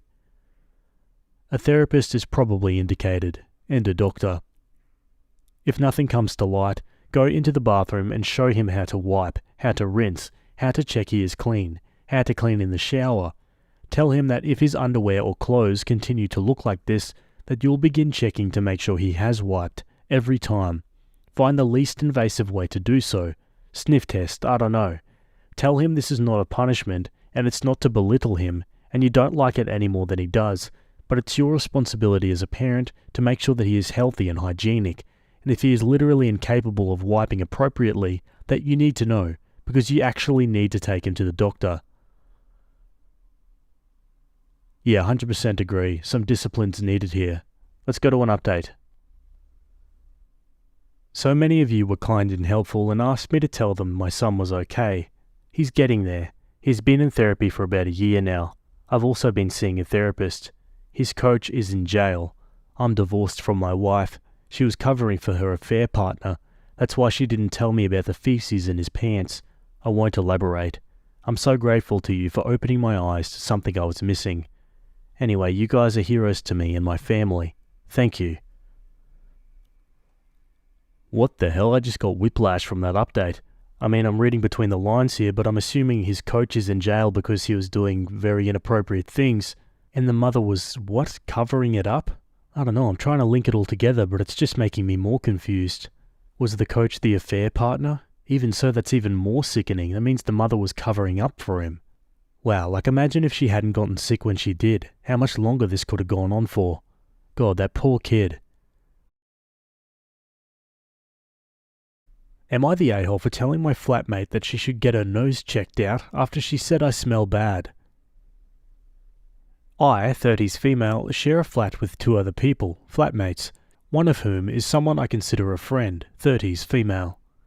We keep our bathroom windows open 24/7 all year round to keep it dry and reduce mold. Recently, my friend asked me a couple of times to leave the bathroom door open as well. It's been winter the last few months, only just moved to spring, and temperatures often around 4 degrees Celsius or 39 degrees Fahrenheit, so I said I prefer to not, as it makes the rest of the house cold. A few weeks ago, she messaged me in the morning after I'd used the bathroom to get ready. TMI, but relevant. All I do in the morning is pee, brush teeth, and apply makeup. I already have deodorant on as I shower at night. Telling me to leave the bathroom door open after using it, as the smell was so bad that morning that she had to turn on the fan, leave the door open, and exit the bathroom because she couldn't stand it. She also said she has noticed a bad smell coming from my bedroom the last few months when my door's open. I was completely taken aback. I have perfectly normal hygiene habits. I shower nightly, wear deodorant, frequently wash clothing and bedding, etc. I contacted family and friends I'd recently stayed with. All confirmed no bad smell. My sister came to the house and confirmed my room did not smell bad, nor did the bathroom after I used it. A couple close workmates also said I had no smell. My other flatmate also said there's no smell from my room. When my flatmate had messaged me, she suggested I see a doctor for this supposed odour problem. I took the accusation very politely, despite feeling pretty anxious and embarrassed. I didn't get mad at her, etc., but for complete reassurance, I got checked out by both a doctor and a nurse. Both confirmed I was 100% fine and had no bad odours anywhere. I replied to my flatmate all this, that it's been confirmed there's no odour issue. I said it's very puzzling what she could be smelling, and suggested that COVID may have affected her sense of smell, so maybe she should see a doctor about that. I didn't see her for a few days after, but when she got back I said hello, and she dashed over to me and said rapidly and angrily, "No hello. So what am I meant to tell the doctor?" And I was taken aback and said, "Sorry, what?" She snapped aggressively, "What am I meant to tell the doctor? You said I need to see a doctor about my nose." I was completely surprised, so just kind of shrugged and said, "I don't know." Loudly and angrily she snapped, "Well, you said I needed to see someone about my nose. I can't believe you said that. That's so rude. I can't believe you said that. That's a horrible thing to say. I'm so mad at you right now." She stormed away and slammed the door. She accused me of stinking, and I've established I don't, hence my genuine thought that COVID may have affected her sense of smell, and her response is to get really mad that I dared to suggest her nose is the issue. So Reddit, am I the a-hole here? What on earth was with that outburst? I mean, surely she's got some other issues going on if that's her reaction to that suggestion. Like, it very well could be COVID or a cold that's altering her sense of smell, or maybe she's just nuts. Let's go to the comments. Not the a-hole. Wow, it's laughable she got mad at you for suggesting she see a doctor when she did the same frickin' thing to you. What you suggested could be true. She may have developed parosmia after having the virus. It's a thing that happens to some, and makes things smell foul. She sounds overly dramatic, but I would stand your ground on this one, and hopefully the other flatmate has your back, and can confirm they don't smell anything bad from you. Opie replies, "Originally she had said she'd noticed the bad smell from me in the rooms I'm in for a few months, and she had COVID a few months ago, so I thought the time frames fit. But after she confronted me, I messaged her explaining my shock at her angry reaction, how I took her comment that I smell bad, and suggestion to see a doctor with grace and politeness, and would appreciate the same. She replied snarkily and said she noticed the odour issue months before she had COVID. Apart from checking in to confirm he's noticed no bad smell from my room, I haven't involved my other flatmate. I'm waiting for the nose flatmate to get back from another trip. I haven't seen her since the angry confrontation to see how she reacts. If it's super tense, then I'll probably need to let him know that we're having issues as an FYI. You should suggest she also gets her mental health checked, because she sounds a little over the top. Clear, not the a-hole." Opie replies, "It's a tricky one. I haven't seen this kind of reaction from her before, so it does seem odd, and this crossed my mind. But if this is her reaction to me mentioning getting her nose checked out, I doubt she would react at all well if I try to suggest anything else to her either. It's just very bizarre to me, because to me, telling someone that they smell bad and should see a doctor about that, versus telling someone that COVID may have affected their sense of smell and to see a doctor about that, to me the smelling bad thing is arguably more offensive." Not the a-hole, and sinus issues can cause bad smells. I've had bad sinus infections that cause me to smell bad things. Not all the time, but especially at certain times of day. One time my chronic sinusitis developed fungus, and when it would drain I would smell the most horrible metallic gag-worthy smell. Ugh. Also, a bad tooth or her own gingivitis, or she could have a sensitivity to some chemical and her nose could interpret it as bad. All kinds of reasons she could be smelling something bad that is from her own body in unexpected ways. Also, you did so much to prove that you weren't stinky that surely she isn't still going to try to say it's you. And it's so ridiculous that she insulted you so bad and then gets offended at your comment. Loony. OP replies, I'm glad it's not just me that thinks it's a pretty bizarre reaction, especially given her comments to me, but sometimes it can be hard to have perspective when you're in a situation, so I appreciate the confirmation of not the a-hole. Yeah, I'm interested to see what OP does here. On to an update. Sadly, the situation with my flatmate, aka Crazy Flatmate or CF for short, never got better, only worsened over time. I was reluctant to move as I was saving for a house deposit and didn't want the hassle of moving multiple times. CF continued to maintain that I had an odour issue, never could tell me exactly what, and every other person in my life continued to reassure me there was no such issue, and she escalated to slamming doors whenever our other flatmate was not home to show her annoyance. She also started to verbally attack me about it, yelling at me increasingly frequently, again only ever when we were alone in the house. She started to find other things to nitpick about, and just generally made it a very tense and unpleasant living environment for me. When she wasn't slamming doors or yelling, we otherwise completely ignored one another. I never started any interaction with her. She would just yell at me and then literally run away before I could respond most times. All very bizarre and increasingly unhinged behaviour. She was still normal and pleasant with everyone else though. Anyway, in December 2023, I got bank pre-approval to start looking for a house, and then spent nearly 4 weeks away visiting family over Christmas and New Year, summer holidays where I am. When I got back in mid-Jan, I started looking for a house to buy. However, when I got home, our other flatmate was travelling overseas. This seemed to embolden CF, as she knew for sure our other flatmate wasn't around, and she got even worse, yelling at me daily, generally insults about me and or my family, noting she doesn't really know my family, and the tipping point for me was when I was leaving the house for work one morning about a week after I'd been back home, and while I was locking the front door, she ran past and slammed her fist on the door from the inside after yelling at me from upstairs. This show of violence indicated to me that she appeared to be escalating, and I no longer felt safe. My sister and brother-in-law, who lived nearby, very kindly offered for me to move in with them while I continued to search for a house, and after that incident I accepted their offer. So, I'm now moved out and have ended all contact with her. It's a huge relief, though a part of me is still sad that a friendship has ended. For those who may not have read my comments, I've known her for over a decade, nearly 14 years. We've travelled together, etc., hence why I'd moved in with her in the first place. But in happy news, I've just bought a house and can move in 2 weeks' time. I live in a pretty high cost of living city, so buying on my own has left me pretty chuffed. The silver lining is that all her craziness really kicked me into gear to buy a home, and I always try to be glass half full, so it's nice to end this saga on a good note, methinks.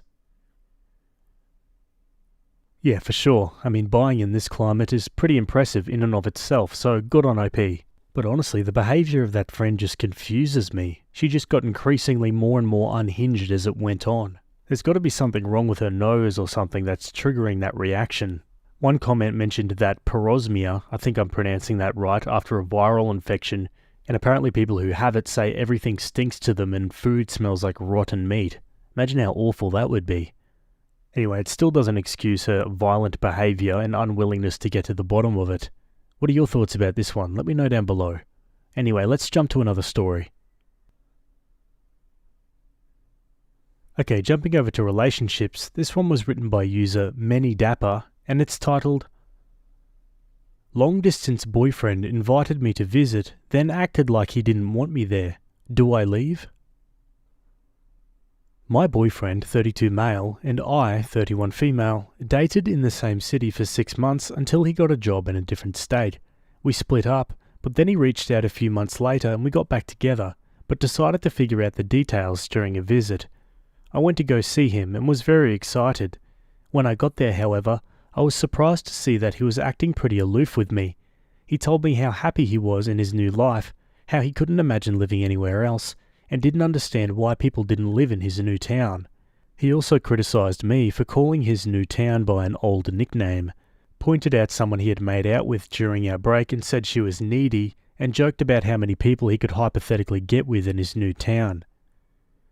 It all made me feel like an outsider or awkward interloper who didn't belong.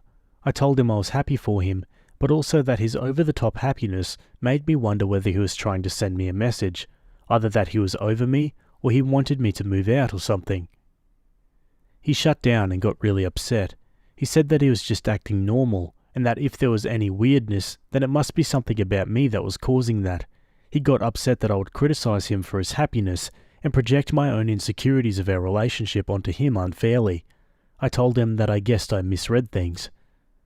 We haven't talked about it again, except when he told me he talked to his friends and told me they said he was not overly happy, and so again I must be the one unfairly projecting my feelings. What do I do? Leave? Talk about it again? What? This guy's showing all the signs of not being interested in OP anymore, and then he's gaslighting her into thinking that it's her problem. What a clown. I think deep down OP surely knows this, but she's being a little naive about it. Let's go to the comments. Aside from him obviously shutting down your feelings, the, quote, I talked to my friends about it and they agree that you're overreacting bit is a manipulation tactic.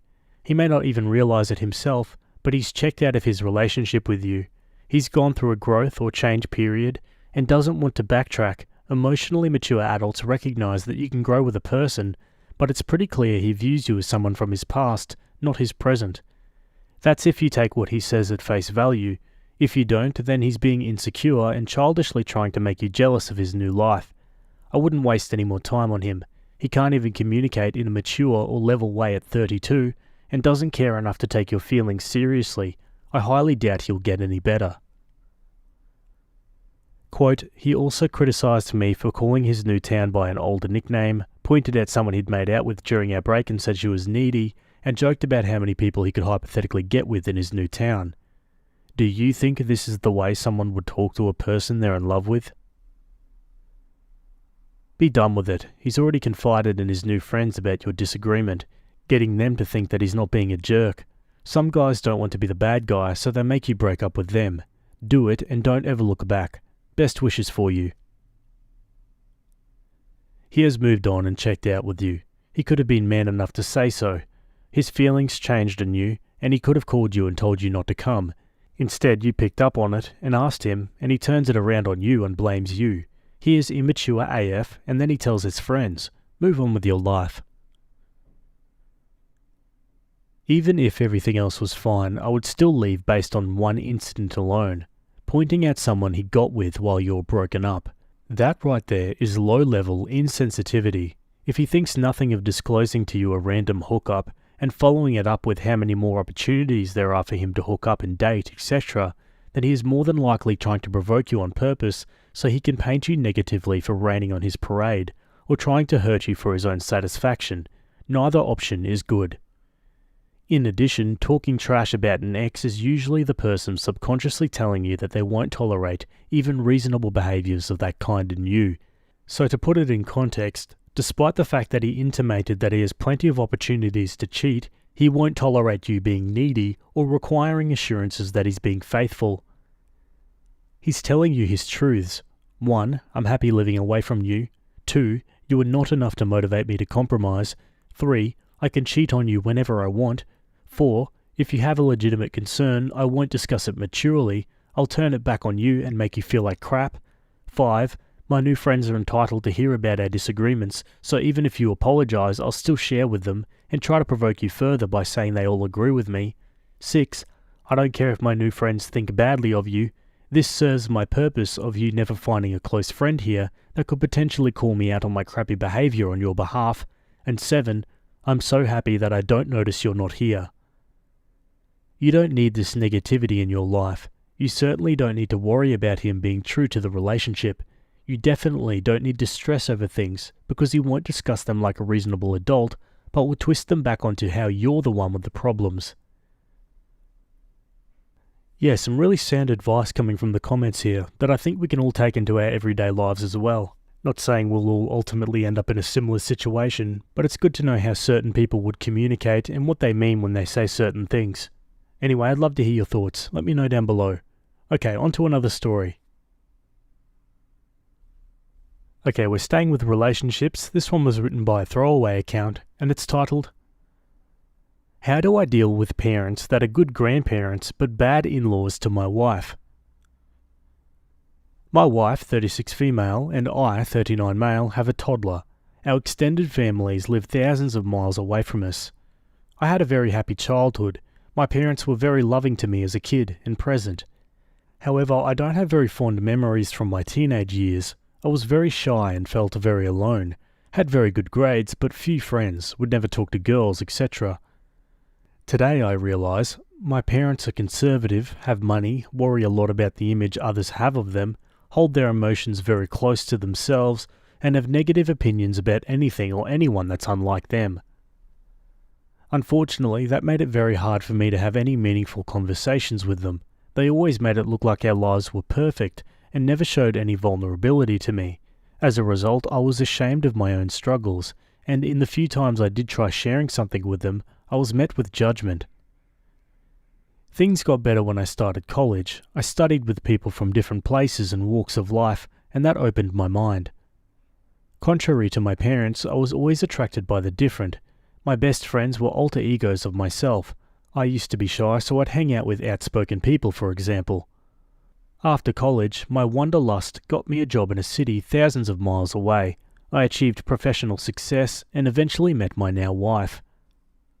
Predictably, the woman I got married to is the polar opposite of what my parents are. My grandparents were wealthy, hers struggled. My parents keep their friends at arm's length. She's an outspoken feminist liberal that will tell her whole life to a stranger. My parents never approved of this relationship, never liked ex-girlfriends either. While this never held me back, it always made me sad. Now with a kid, the situation got worse. Both my wife and I think it's important for our kid to spend time with the grandparents, but every trip back is stressful. They do show a lot of love for our kid, but after a while it seems like they cannot fake anymore and become condescending, to my wife in general, and to both of us when it comes to parenting advice. They are sarcastic about our ideas on how to raise kids. Example, trying to make our kids eat non-processed food. They seem to be prouder of my cousin's diet with French fries and Coke since he was 2 years old. One side of me thinks maybe they resent not having as much influence over me as they do over my sibling, who still lives a few hours' drive away. I have called out their behaviour of unsolicited feedback a few times, and they always apologise. To me, never to my wife. But each of these fights have left cracks in our relationship, and now I see them as the grandparents of my kid, as opposed to my parents. I resent them for not showing up for me when I was a teenager, for not admiring my wife as much as I believe she deserves, and for not recognising how much of a good job my wife and I did raising a kid amidst the pandemic. On the other hand, the nostalgia of my early childhood sometimes makes me feel guilty for feeling like that. What should I do next? Let's go to the comments. Be the parent to your kids that they deserve, and the husband to your wife that she deserves. Your parents are not owed a relationship with your children if they can't be polite to you and your wife. Stop seeing them in person if it's irritating, or only see them for as long as they can be nice. Let me tell you where this is going to end. Your children love their mother way more than they love their grandparents. At some point, probably around 10 to 12 years old, they're going to realise that your parents are mistreating her, and those kids are going to be angry at your parents. There isn't going to be anything you can do to fix this. It doesn't matter that you had a pleasant single digits childhood. Your nostalgia is getting in the way of your now. Your now? Your parents are a huge problem and causing negative experiences for both you and your wife. Are you trying to suggest that's acceptable as long as your kids have a pleasant experience? If your wife or you are having a bad time, or your parents are speaking unkindly to her, kids sense that crap. Your toddler may not yet have the language or experience to make sense of it, but they feel it. This is not of benefit to your kid. It's not worth it for the pleasant childhood you're imagining your kids will experience. Kids remember the way their parents get treated. In fact, kids learn it's okay to be treated like that. Don't put your wife in this position. Stand up for your wife. Stand up for yourself. What your parents are doing isn't okay, and you absolutely should not be travelling this long distance just to be mistreated. It's time for a conversation with your parents where you put your foot down. You also need to make it clear that you will not be returning for visits if their behaviour and unkindness continue. That until they respect you and your choices, you won't be subjecting your family to their cruelty. You never indicated it, but why exactly do you and your wife feel it's important for your kids to have time with their grandparents? Is it something specific, or just a general belief about family connection? Because at the moment, it certainly doesn't seem worth the cost. Alrighty guys, and I'm going to throw this one over to you. What are your thoughts about this one? Let me know in the comments. I can imagine just cutting them off is easier said than done in this situation, but it might be what's needed. Anyway, that's it from me today. Hope you guys enjoyed those stories. Thanks for making it to the end, and I'll see you all in the next video. Have a good day. Cheers.